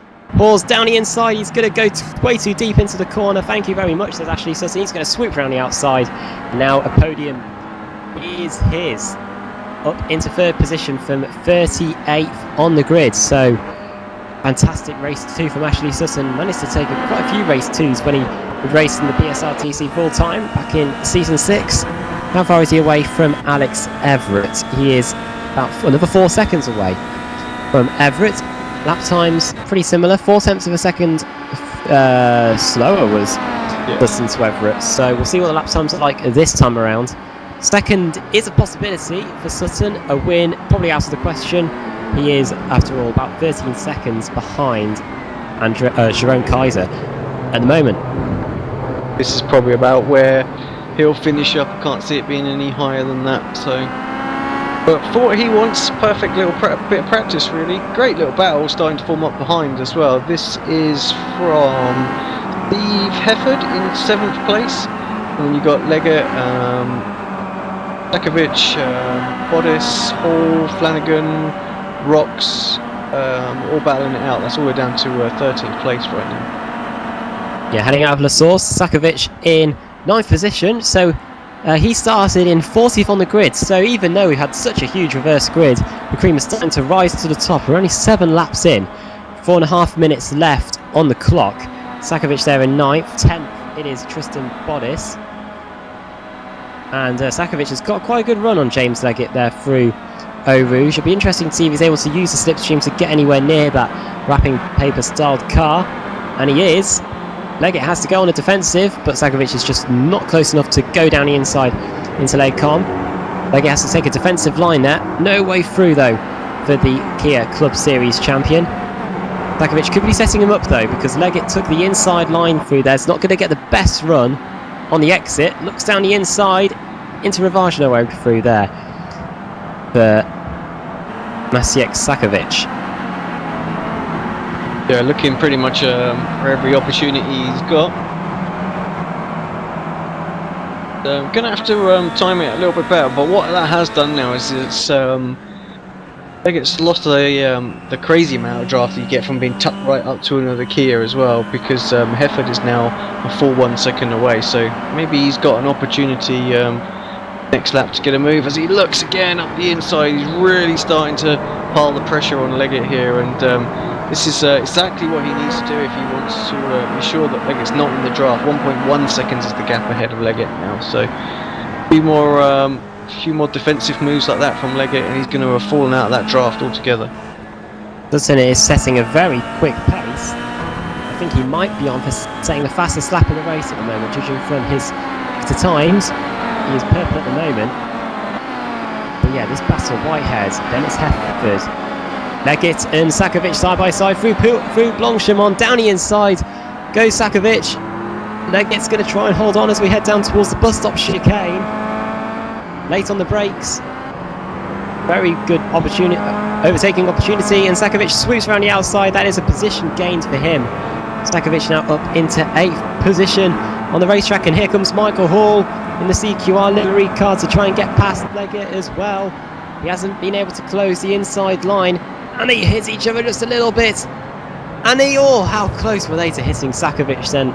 Tiny mouth stuff there for the Kia Club Series champion, and Michael Hall nearly loses out once again to the car behind him, which is Tristan Bodice. But James Leggett was the major loser there, losing 2 positions to Michael Hall, Bodice, and at the bus stop chicane in Sakovic as well. And he's under more pressure from Jim Flanagan and Neil Rocks. Awful few corners here for James Leggett. And it's just completely killed his momentum, hasn't he? And he really just needs to. That's it. I think he just get into this corner. He's missed the apex a little bit there, though, so just needs to get settled back into a rhythm really, really quickly. Otherwise, he's going to lose another couple of places in no time. When we get to the line, we will probably have one more lap left. So penultimate lap here in race 2 at Spa. There's such an intriguing battle going on here. Let's have a look further down the pack, and Jim Flanagan just losing out there to Neil Rocks. With Veki there. An interesting battle here between Jay Wright and Michael Jones. Battle over 18th and 19th. Michael Jones looking to the inside just a little bit there, going into Puon. And Jay Wright gives him the space. Very tight, and in front of them it's Robert Plumley going at it with David Crozier. Down the inside goes Plumley, and that is an easy position for the Simpson Racing driver. Yeah, Crozier saw him coming really, and ensured that he weren't on the outside line through the whole of that corner, and wasn't freight trained back like we just saw with Leggett just a lap ago. Jay Wright takes a very weird line there. Was using the outside line through the corner. Gustavolo going towards Blanchimont, and now here comes Michael Jones down the inside of Blanchimont. Very hard to take on. How close is this? Very close. The Rockingham livery car there of Michael Jones, and look at who's that behind them. Christopher Sherburn using all of the curb there, and now that's going to allow the Laser Tools car of Scott Malcolm to try and get in as well. Down the inside he goes. He's going to try and get past Christopher Sherburn. Those two are going to be side by side, but it looks like Sherburn is going to be in front for now. And now Jay Wright going side by side with David Crozier into La Source. Crozier has the inside line. Right around the outside goes Jay Wright, and they nearly hit each other on the exit there as they were trying to go back to the normal racing lines. That was dropping down the order. Dustin has vanished. I think that's probably one too many off tracks for Ashley there. You might be right there. I think you are, yeah. Oh, is that a slow down penalty for a couple of drivers there? It looked like they were all over the top of that curb in there, Eau Rouge, and we know you take too much of that, you will get a slow down warning. So it doesn't look like it. They all managed to survive somehow. Yeah, great battle. Following Rob Plumley and Roy Viverke as well, having a little battle side by side.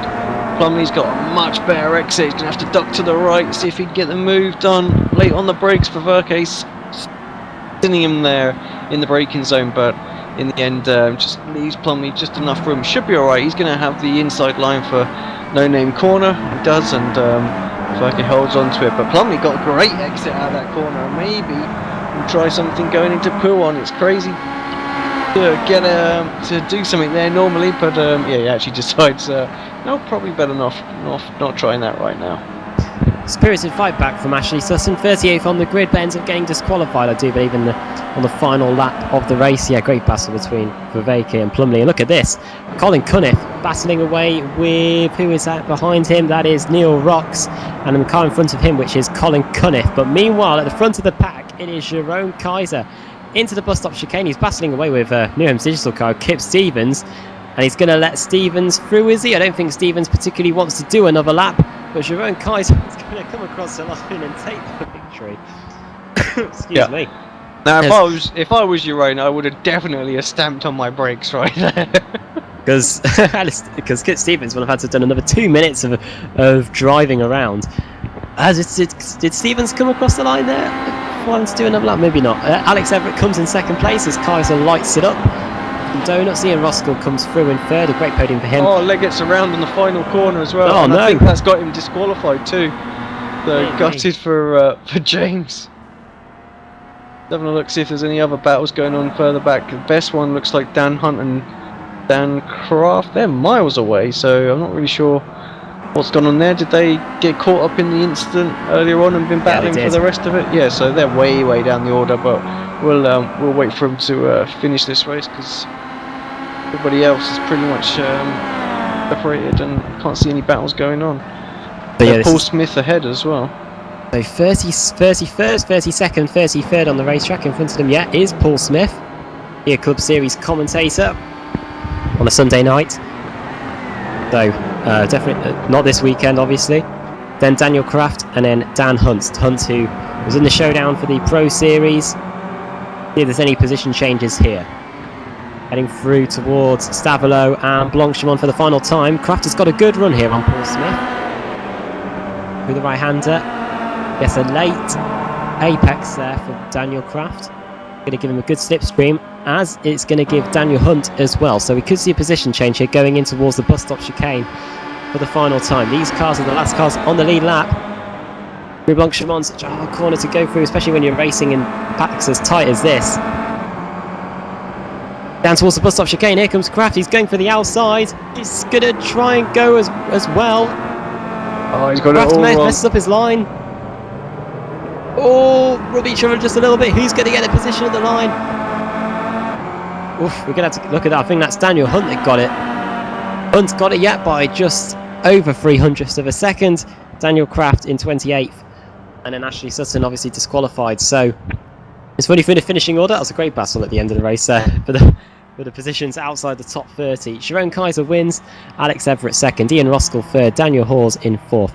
Andrew Whitehead in fifth. Steve Hepper finished in sixth. Sakovic from 40th on the grid to 7th. Michael Hall from 43rd on the grid finished 8th. Tristan Bodis in 9th. In 10th is Jim Flanagan. 11th for Neil Rocks. 12th Marcus Hagman. 13th Roy Viveki. 14th Robert Plumley. 15th Jay Wright. 16th Christopher Sherburn. 17th Scott Malcolm. 18th Jason Rowe. 19th Jay Adke. And 20th Ashley Blake Hood. 21st Ken Bracey. 22nd Pete Newman. 23rd for Steve Richardson. 24th Pete Harrod. 25th for Don Roberts. 26th Paul Smith.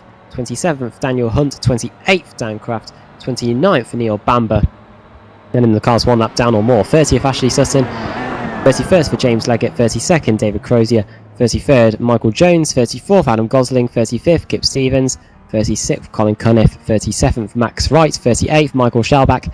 39th Robert Graham. 40th for Liam Atkins. 41st Chaz Draker. 42nd Matthew Bunn. 43rd Laura Bond. 44th for Philip Johansson. 45th for Zach Rank.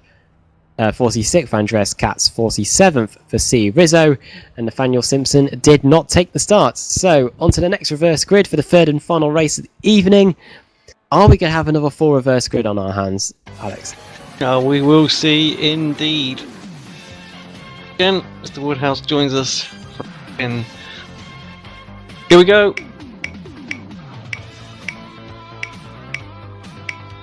Obviously, it's more likely we're going to get a full, or it could be 25. No, it's full again. So, well, it's definitely going to help Andreas Katz. Oh yeah, absolutely. Should be might have an opportunity for 2 wins. Who would have thought that as well with reverse grids? So Nathaniel Simpson, if he takes the start, will be on pole position. C. Rizzo second, Andreas Katz third, Zach Renk fourth, and Philip Johansson will be starting in 5th place. Thanks for joining us here on Apex Racing TV. We'll be taking another quick commercial break to get ready for the third and final race of the evening. A full reverse grid on the cards once again. Who's going to win the final race of the evening? Stay tuned. We'll be back in a few minutes here on Apex TV.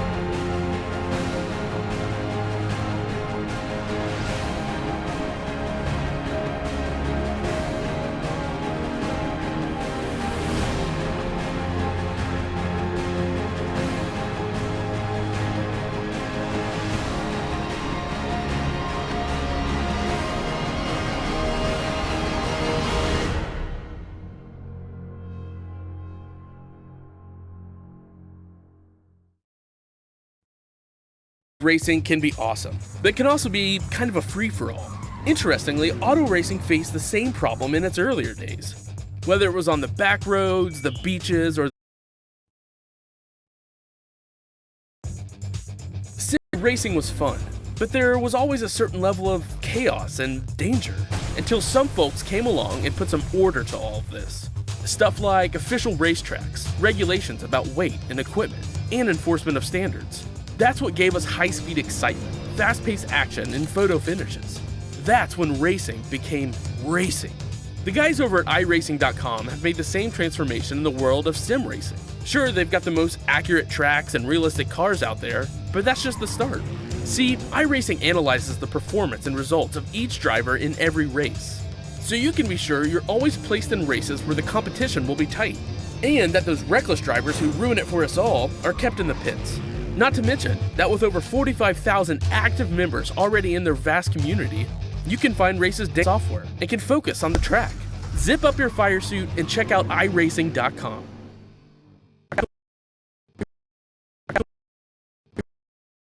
Day and night, so you can always get in on the action. You can even join a league of your favorite series. And since updates are always automatic, you don't have to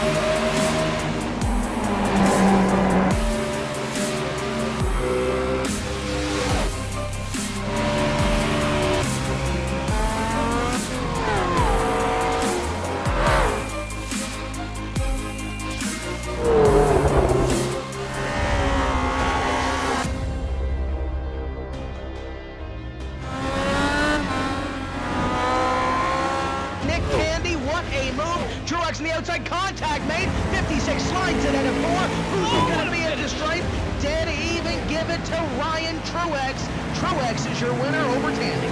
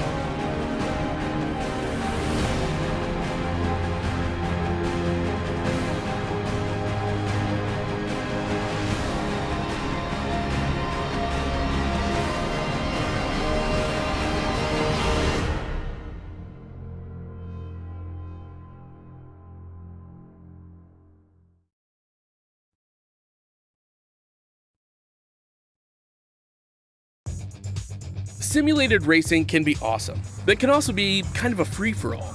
Interestingly, auto racing faced the same problem in its earlier days. Whether it was on the back roads, the beaches, or the city streets, the racing was fun. But there was always a certain level of chaos and danger, until some folks came along and put some order to all of this. Stuff like official racetracks, regulations about weight and equipment, and enforcement of standards. That's what gave us high-speed excitement, fast-paced action, and photo finishes. That's when racing became racing. The guys over at iRacing.com have made the same transformation in the world of sim racing. Sure, they've got the most accurate tracks and realistic cars out there, but that's just the start. See, iRacing analyzes the performance and results of each driver in every race, so you can be sure you're always placed in races where the competition will be tight, and that those reckless drivers who ruin it for us all are kept in the pits. Not to mention that with over 45,000 active members already in their vast community, you can find races day and night, so you can always get in on the action. You can even join a league of your favorite series. And since updates are always automatic, you don't have to worry about software and can focus on the track. Zip up your fire suit and check out iRacing.com.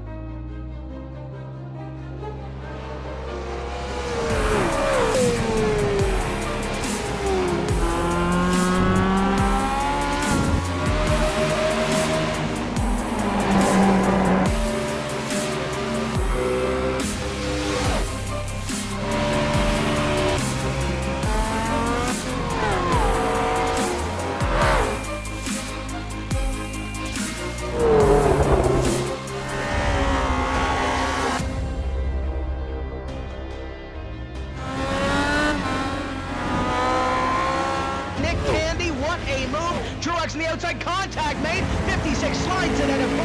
Who's going to be into the stripe? Dead even, give it to Ryan Truex. Truex is your winner over Tandy.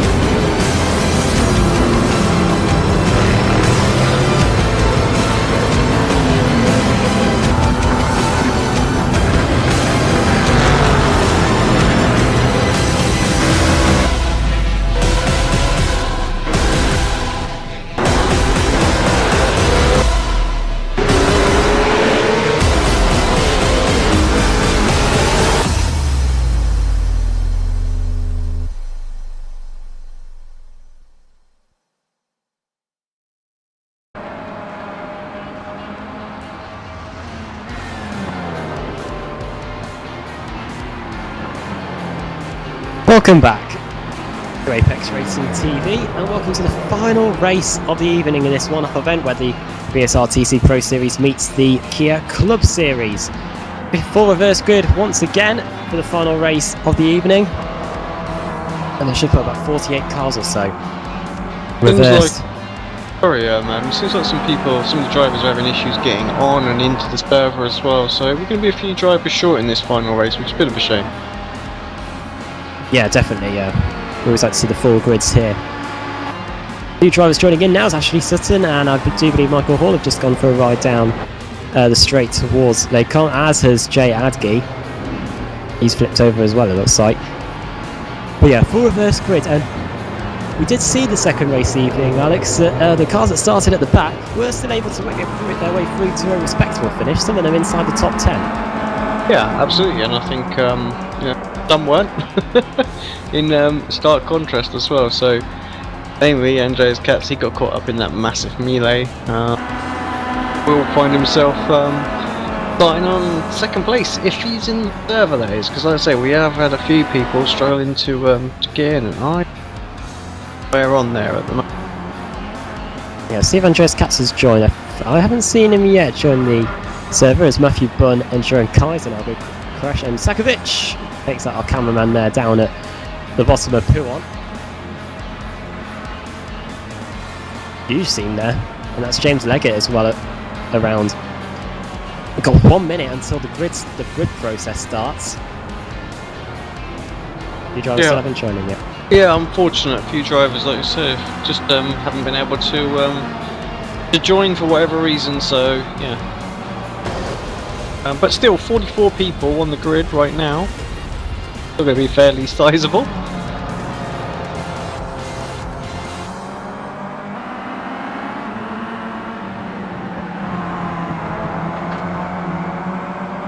Waiting for the final few laps, final few seconds, sorry, to tick by on the warm-up. What's worth pointing out, Adam, we spotted it off air, and the amount of marbles that are out there right now as well, so it does carry over from the race, but it looks like the race admins have really ramped it up, so dealing with a lot of marbles in the final race everywhere offline, so it's going to be make overtaking a little bit more tricky. Yeah, and some of the drivers are saying in the chat that the outside line is going to be very difficult, especially into the bus stop chicane. Well, session's now over. I don't see Andreas Katz there, but let's run you through the grid anyway for the third and final race of the evening. The pole position it is C. Rizzo. Matthew Bunn starts second. David Crozier third. Max Wright fourth. Christopher Sherburn in fifth. Michael Jones in sixth. Seventh, Ken Bracey eighth. For Marcus Hageman ninth. Tristan Bodis, and in 10th is Chaz Draker. 11th for James Leggett. 12th, Alex Everett. 13th, Scott Malcolm. 14th, Robert Graham. 15th, Andrew Whitehead. 16th, Daniel Hawes. 17th, Ashley Blake Hood. 18th, Robert Plumley, and 19th, John Roberts, and in 20th, it is Ashley Sutton. 21st, it is Michael Hall. 22nd, Jay Wright. 23rd, Neil Rocks. 24th, Roy Verveke. 25th, Philip Johansson. 26th, Paul Smith. 27th, Zach Rank. 28th, Steve Richardson. 29th, Neil Bamber, and 30th, it is Michal Sakovic. 31st, Ian Roskell. 32nd, Dan Blake. 33rd, Dan Hunt. 34th, Peter Harrod. 35th, Jeroen Kaiser. 36th, Laura Bond. 37th, Kip Stevens. 38th, Nathaniel Simpson. 39th, Steve Heppard, and 40th, it is Jay Adge. 41st, Daniel Kraft. 42nd, Colin Cunniff. 43rd, Adam Gosling. 44th, Pete Newman. 45th, Michael Shellback, and then at the back in 46th, it is Alex Malensky. So now Andreas Katz looks like for this race. We have put him as really the guy to win this one, Alex.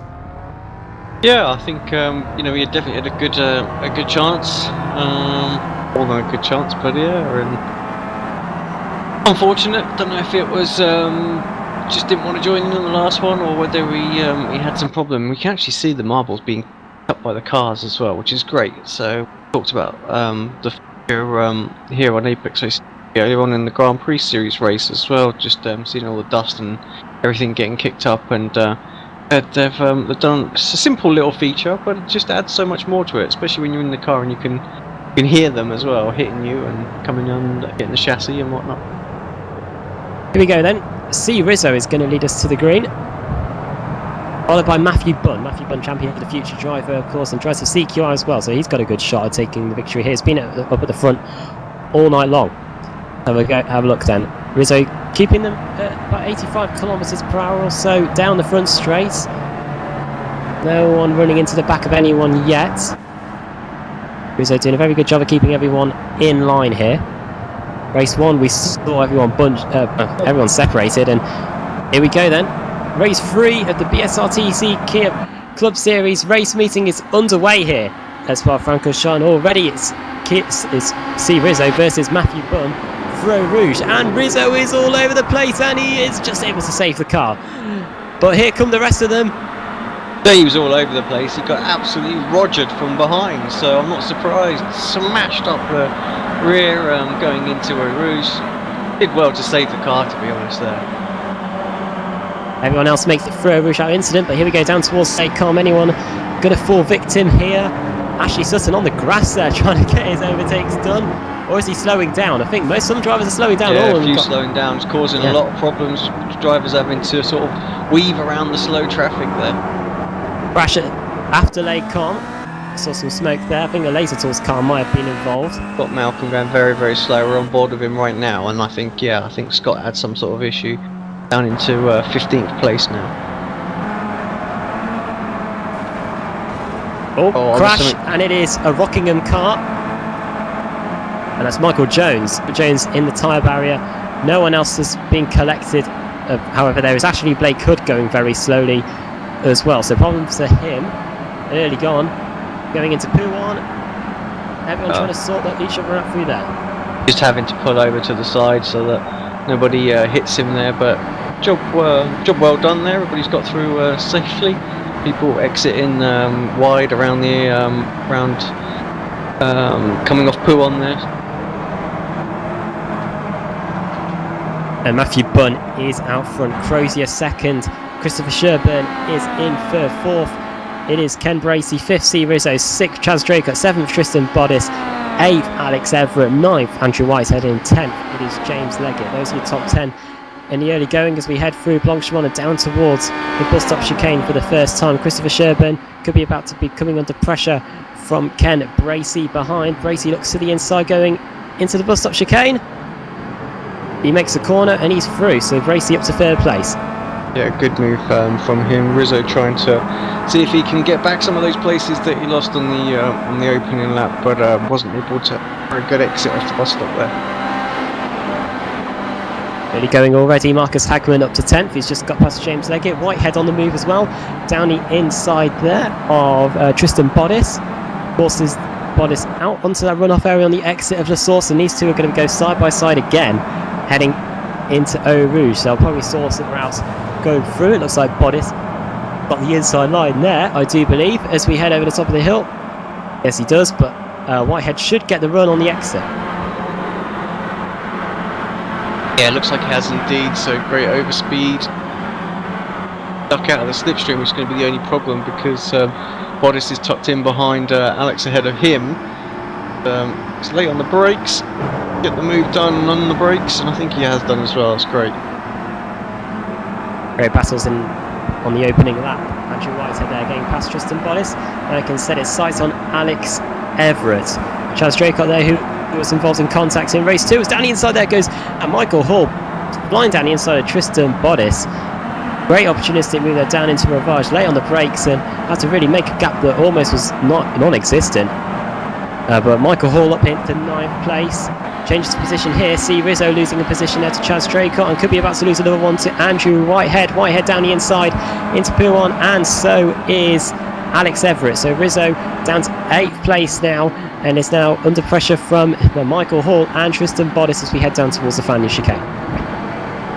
Yeah, tough race so far for Rizzo. Everywhere he seems to be just getting swamped at the moment. He's got another CQR car behind him. Of course, he got hit from behind in the first lap as well by Michael Hall's teammate. So, but yeah, Michael trying to line him up for a move. Very, very good exit coming off of the back straight. He's tried to get to the inside for Blanchimont, I think. Not easy. It's there though. By Crozier and Sherburn, big crash there. Oh! Yep, and just to make doubly sure, he's now been sent into orbit too. Oh, he's coming back onto the track. Be careful, everyone. Oh, he's somehow gets into first gear and just makes sure that no one hits him. And he goes back to the pits. But yeah, incident in Blanchemont there for the cars that were in second and third place. That means that Chaz Draco is now up into second place. Got more cars off at bus stop chicane. Oh, it's messy. Very messy. Oh, there's a few cars around. I think that was Shellback around there as well. They were just all checking up. You could hear them all hitting each other, and again into turn one as well. Oh, it's final race of the night, Adam. How often do we see this? Yeah, definitely. Look at this. I'm looking at 19th right now. Ian Roscoe. This is a massive, massive gaggle that's about to head its way towards Eau Rouge. I'm not sure this is going to end too well. Everybody, oh no! Sutton and Shellback. And those two races, I think, are pretty much done. Anyone else involved? There's a. Oh yeah. I think is that Gosling on his roof? Gosling, yeah, that's 3 for 3 for Adam. He did say he wondered if he'd finish one or not. Adam Gosling contacting all three races tonight. And the third one comes in this third and final race of the evening. C. Rizzo's had a problem as well. He's started tumbling down the timing screens. Yep, he's standing still right now. Yep, he's off at Lake Combe there. Yep. He was in 7th. Just waiting for all the yeah, he was just waiting for all the traffic to come through, but yeah, he's done that now. He regains. It looks like might be a problem for Jay Wright as well. Yeah, Jay off at Rivage, so and rejoins the circuit way down in 26th place now. Got some damage on the front there as well. So Chaz Draco is now into second place. Christopher Sherburn in third, Alex Everett fourth, Michael Hall fifth, Andrew Whitehead in sixth, Zach Rank in 7th, 8th for Tristan Bodice, 9th for Paul Smith, and in 10th was James Leggett. Car off the back. I couldn't see who it was because all the cars on my screen have just vanished, but there was a car definitely going off towards the Fania chicane. Oh, Pete Howard, I think, might have blown an engine or something. No, he's picked it back up, but that was probably who was going off, I think, because restored his position. He's down in 20th now, so he's lost a few places. Definitely where the smoke comes from. I thought it was a blown engine for a moment, and I think that who was that? Ashley Blake Hood just getting a little bit racy, a bit further behind him. Yeah, Ashley's got Laser Tools car ahead of them as well. Robert Graham just having a look at Laura Bond. So Listen, it was going very slowly in at the start of the race, and Dan Hunt's had a crash because he's now going very slowly on the XR Blanchemont. So I wonder what happened to the BSRTC Pro driver there, but he's now in a bit of issues there. 10 minutes into this race, well, nearly 10 minutes. What's going on? Yeah, we're at the bus stop again, and oh yes, 7 into 1, just not going. Yeah, BSRTC right there. 7 cars trying to fight over one space of track. Bit of contact was inevitable there. Side by side here, Tristan Bodice and Paul Smith.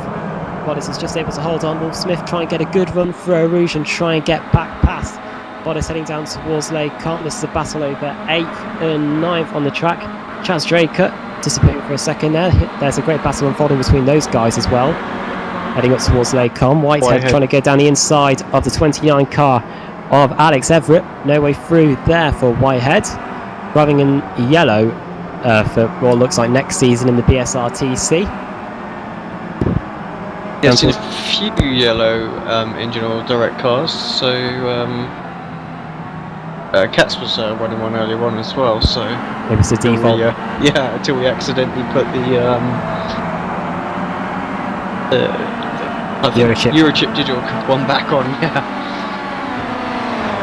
Whitehead down the inside, then into Piron. Not in a good overtaking spot, but he makes it work and forces Everett off the track nearly. Will Everett try and fight back? Whitehead's going to wash out wide onto that curve on the exit. They're going to be side by side again, heading down towards the Fania chicane. Everett will go around the outside. Whitehead won't be able to hold him off, but Everett surely gone in way too deep. Is he going to hold on to it? On the marbles and everything. And Andrew Whitehead's going to now swoop back round the outside as we head down towards Stavelo.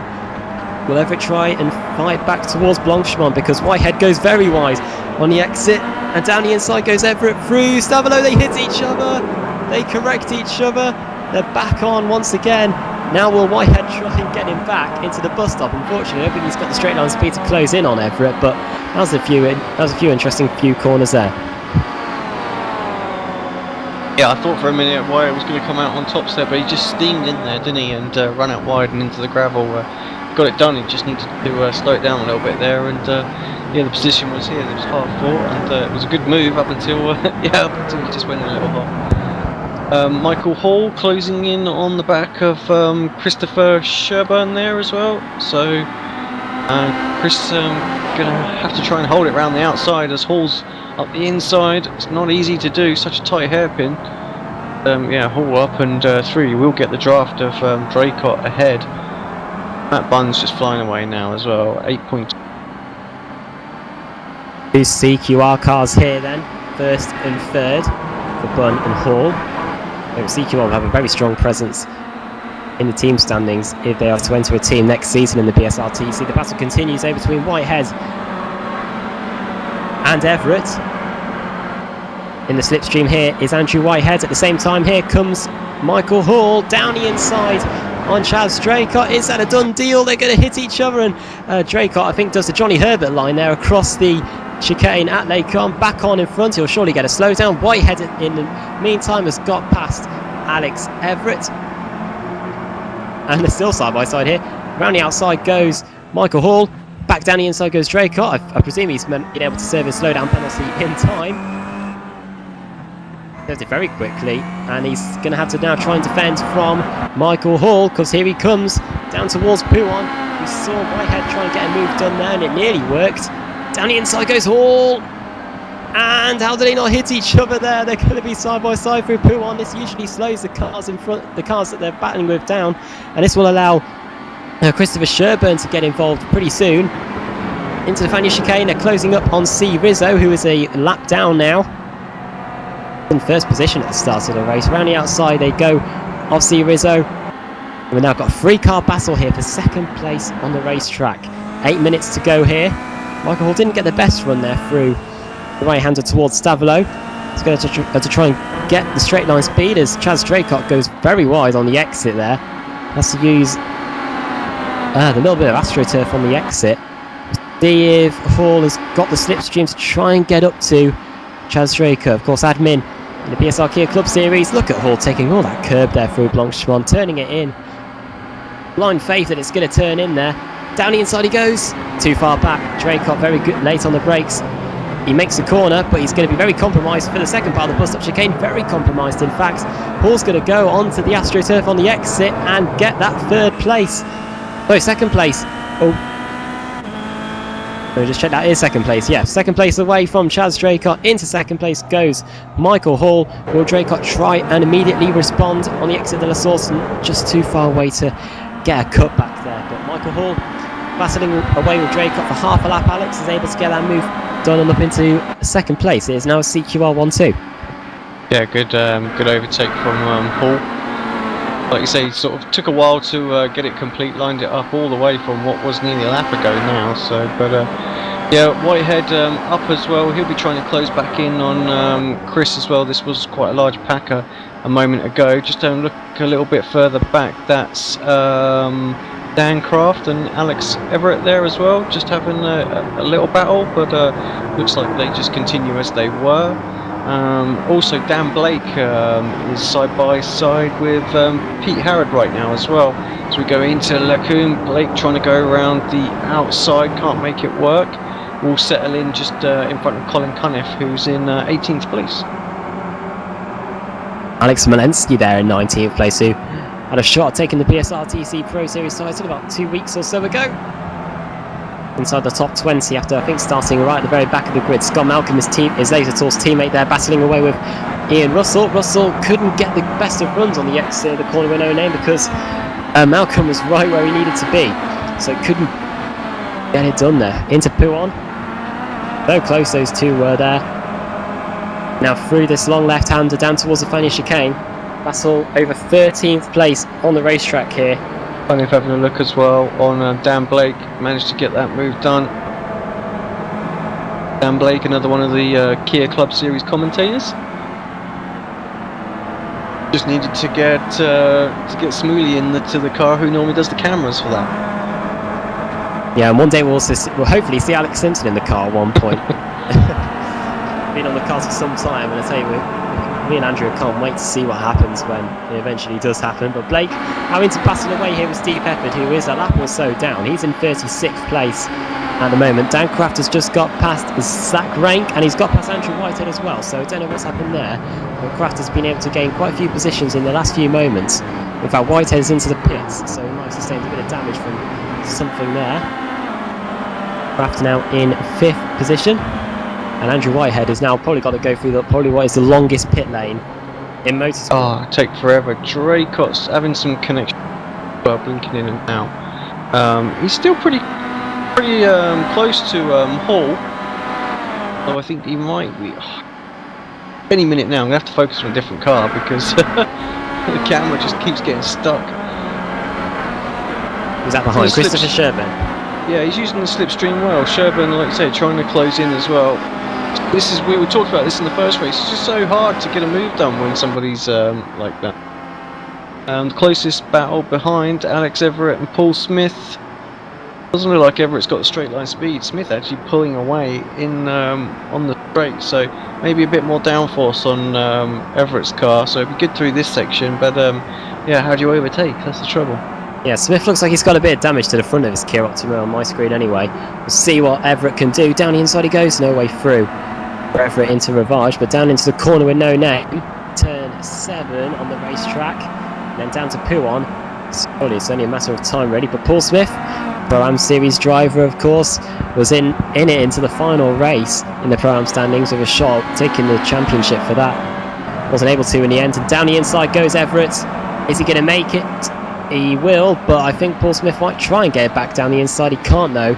And Alex Everett now into what is 7th place. Past Paul Smith. We missed that because I literally just flipped back because Colin Cunniff just put a move on Pete Harrod as well. So just for the split second I flipped the camera away. Yeah, Alex gets his move done. There's Draycott still blinking around like crazy there and extending the track a little bit, using absolutely everything he can to try and hold on to Michael Hall. 3 minutes left. I think we'll probably we'll have the white flag come out about halfway. Well, no, they'll do one more lap, won't they? So 2 more laps to go. Yeah, 2 laps to go, and I think Draycott's surely going to get disqualified. I'm sure on my incident count it says he's got 17, but I don't know if that's a glitch because I think the incident limit is 16 in this championship. Yes, it is. But he's still racing, so he's carrying on, but I'm guessing that he's pretty near getting to that incident limit. He's in 3rd position for now, coming across the line. 2.5 minutes or so left of racing, so yeah, as Alex was saying, when we get back to the line next time, we will be on the final lap of the race. Matthew Bunn, 7-second lead over his teammate Michael Hall. Drake on 3rd, Sherburn 4th, Kraft 5th, Rank in 6th, Everett 7th, 8th, Paul Smith, Neil Bamber up in 9th position, and in 10th it is Tristan Bodis. Look at this battle though, Alex. Everyone queuing behind Alex Everett.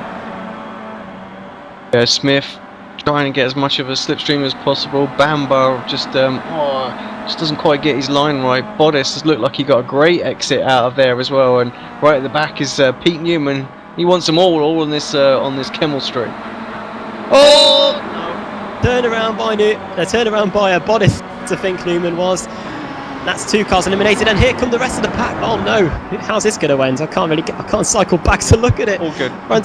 All good, okay. We can now focus back on the battle between Paul Smith and Alex Everett, because it looked like something was happening between those two, and it is heading down towards Rivage here with the 3rd car with them, Neil Bamber. Down the inside goes Smith, and he nearly hits Everett there.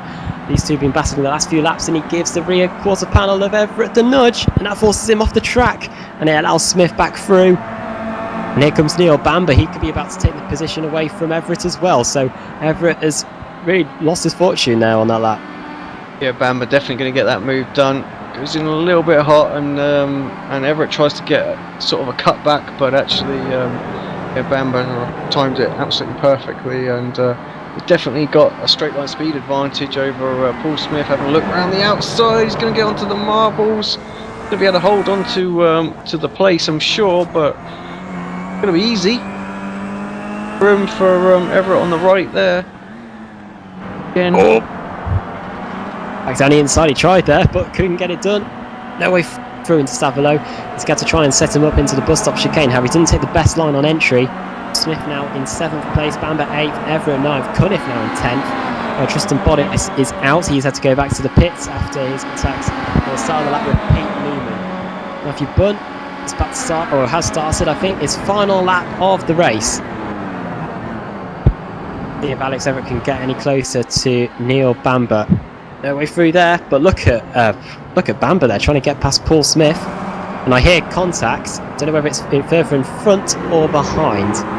No, I think it was these guys. Oh, Scott.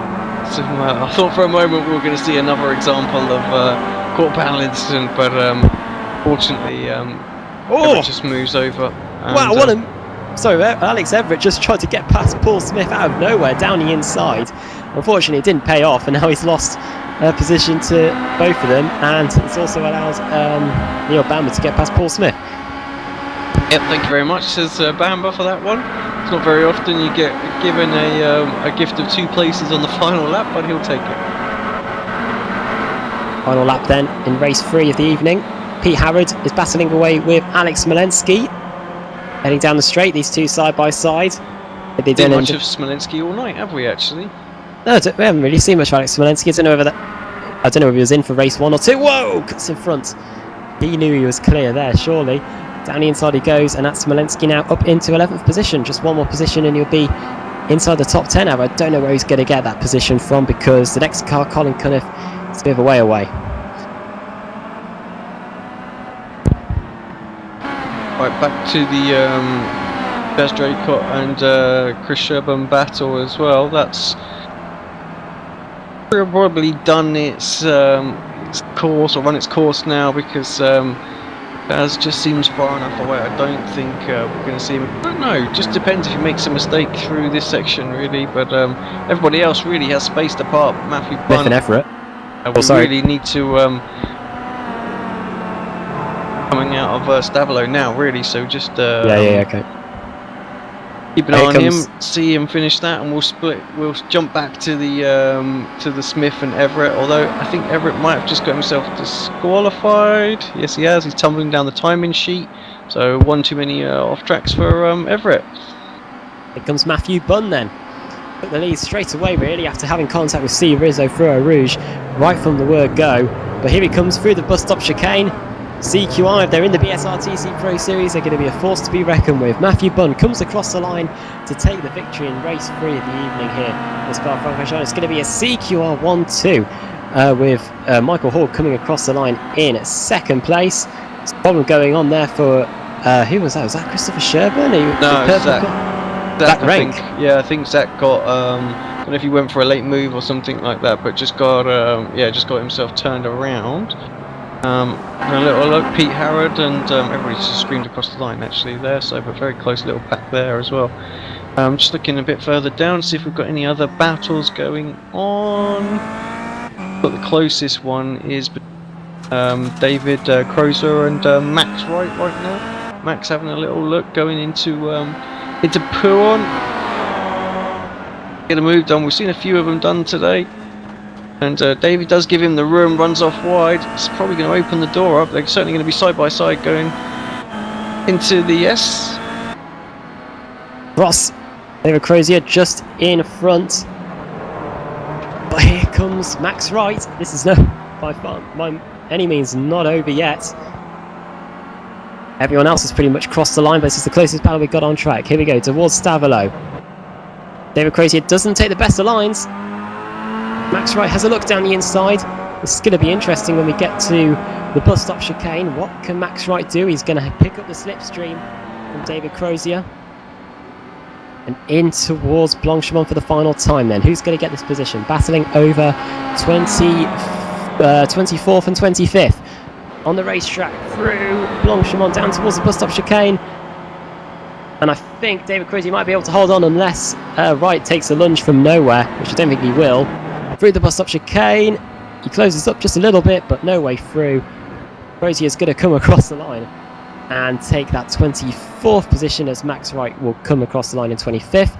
Roy Viveki has had to come into the pit lane. He couldn't even get across the line. I wonder what was going wrong there. and Daniel Hawes will come across the line in what I do believe will now be 27th place. And then C Rizzo 38th position, and I think everyone else has finished the race. Well, a pretty good third race, Alex, and there you go, the contacts and all the crashes. We finally saw them in that third race. Yeah, absolutely. We had a good mixture tonight, some good racing out there. I'm sure both sets of drivers had a lot of fun. Definitely just a bit of an exhibition race, really, and not to be taken too seriously. And I definitely feel like as the meeting went on, you could definitely see a little bit of that starting to blend in. But yeah, good good 3 races all round. I guess we'll have to consult the Facebook group to find out actually who won it overall. Credit to Daniel Kraft, 41st to 3rd, and the new media team, they've got Ashley Sutton with them. They definitely got some big movers through the pack. Anyway, Matthew Bunn takes race 3 victory, Michael Hall 2nd, Daniel Kraft 3rd, Chaz Draker in 4th, Christopher Sherburn in 5th, Zach Rank in 6th, 7th Neil Bamber, 8th Paul Smith, 9th Colin Cunniff, and 10th Alex Smolensky, 11th Pete Harrod, 12th John Roberts, 13th Dan Blake, 14th Jay Adgey, 15th Steve Richardson, 16th Jay Wright, 17th Marcus Hageman, 18th Andrew Whitehead, 19th James Leggett, and 20th it is Ken Bracey, 21st Ian Roskell, 22nd Nathaniel Simpson, 23rd David Crozier, 24th Max Wright, 25th Daniel Hawes, 26th Roy Vervaeke, and in the cars 1 lap down or more, Alex Everett, 27th, 28th Pete Newman, Michael Jones, 29th, 30th Steve Hefford, 31st Tristan Bodis, 32nd Scott Malcolm, 33rd Jerome Kaiser, 34th Stevens, 35th Michael Schaubach, 36th C Rizzo, 37th Robert Graham, 38th Dan Hunt, 39th Ashley Blake Hood, 40th Laura Bond, 41st Maciek Sakovic, 42nd Ashley Sutton, 43rd Adam Gosling, 44th Robert Plumley, 45th Neil Rocks, and then Philip Johansson did not take the start. May have been an exhibition event, Alex, these 3 races tonight, but as always, BSR TC, great racing. Yeah, we had a bit of everything, really. We had some great racing, we had some not so good racing. But yeah, we never failed to see a bit of everything out there, and Spa as well, producing awesomely great races. Some great grids, and yeah, once again, 55 was it in the first race? That's just awesome. Yeah. Well, of course, remember that the BSR Kia Club Series is on Apex Racing TV every Sunday night, and the date for your diary, 17th of March 2016. BSR TC Pro Series gets going once again. Phillip Island, a maximum 44 cars on the grid for that one. Very interesting indeed. And Sebastian Job, Alex, do we know whether he's going to be back to defend his title next season? I think if he's going to return, he's going to be back as a reserve. I don't think he's going to be able to put the kind of time in that he had. Unfortunately, he's driving in not only the new Blancpain World Championship, but of course the traditional sort of Grand Prix World Championship as well. So those are his main focus. But I think certainly there'll be an Apex car on the grid, or a team on the grid. It will be. Well, thanks for joining me, Alex, as always, and great to see the BSRTC back. And from all of us here at Apex Racing TV, have a great Christmas and a happy new 2016. We'll see you the next time. So BSR Kia Club Series on Sunday nights, and me, Alex and Andrew will be back in the new year in March for the new BSRTC Pro Series. Thanks for joining us here at Spa tonight. We'll see you next time.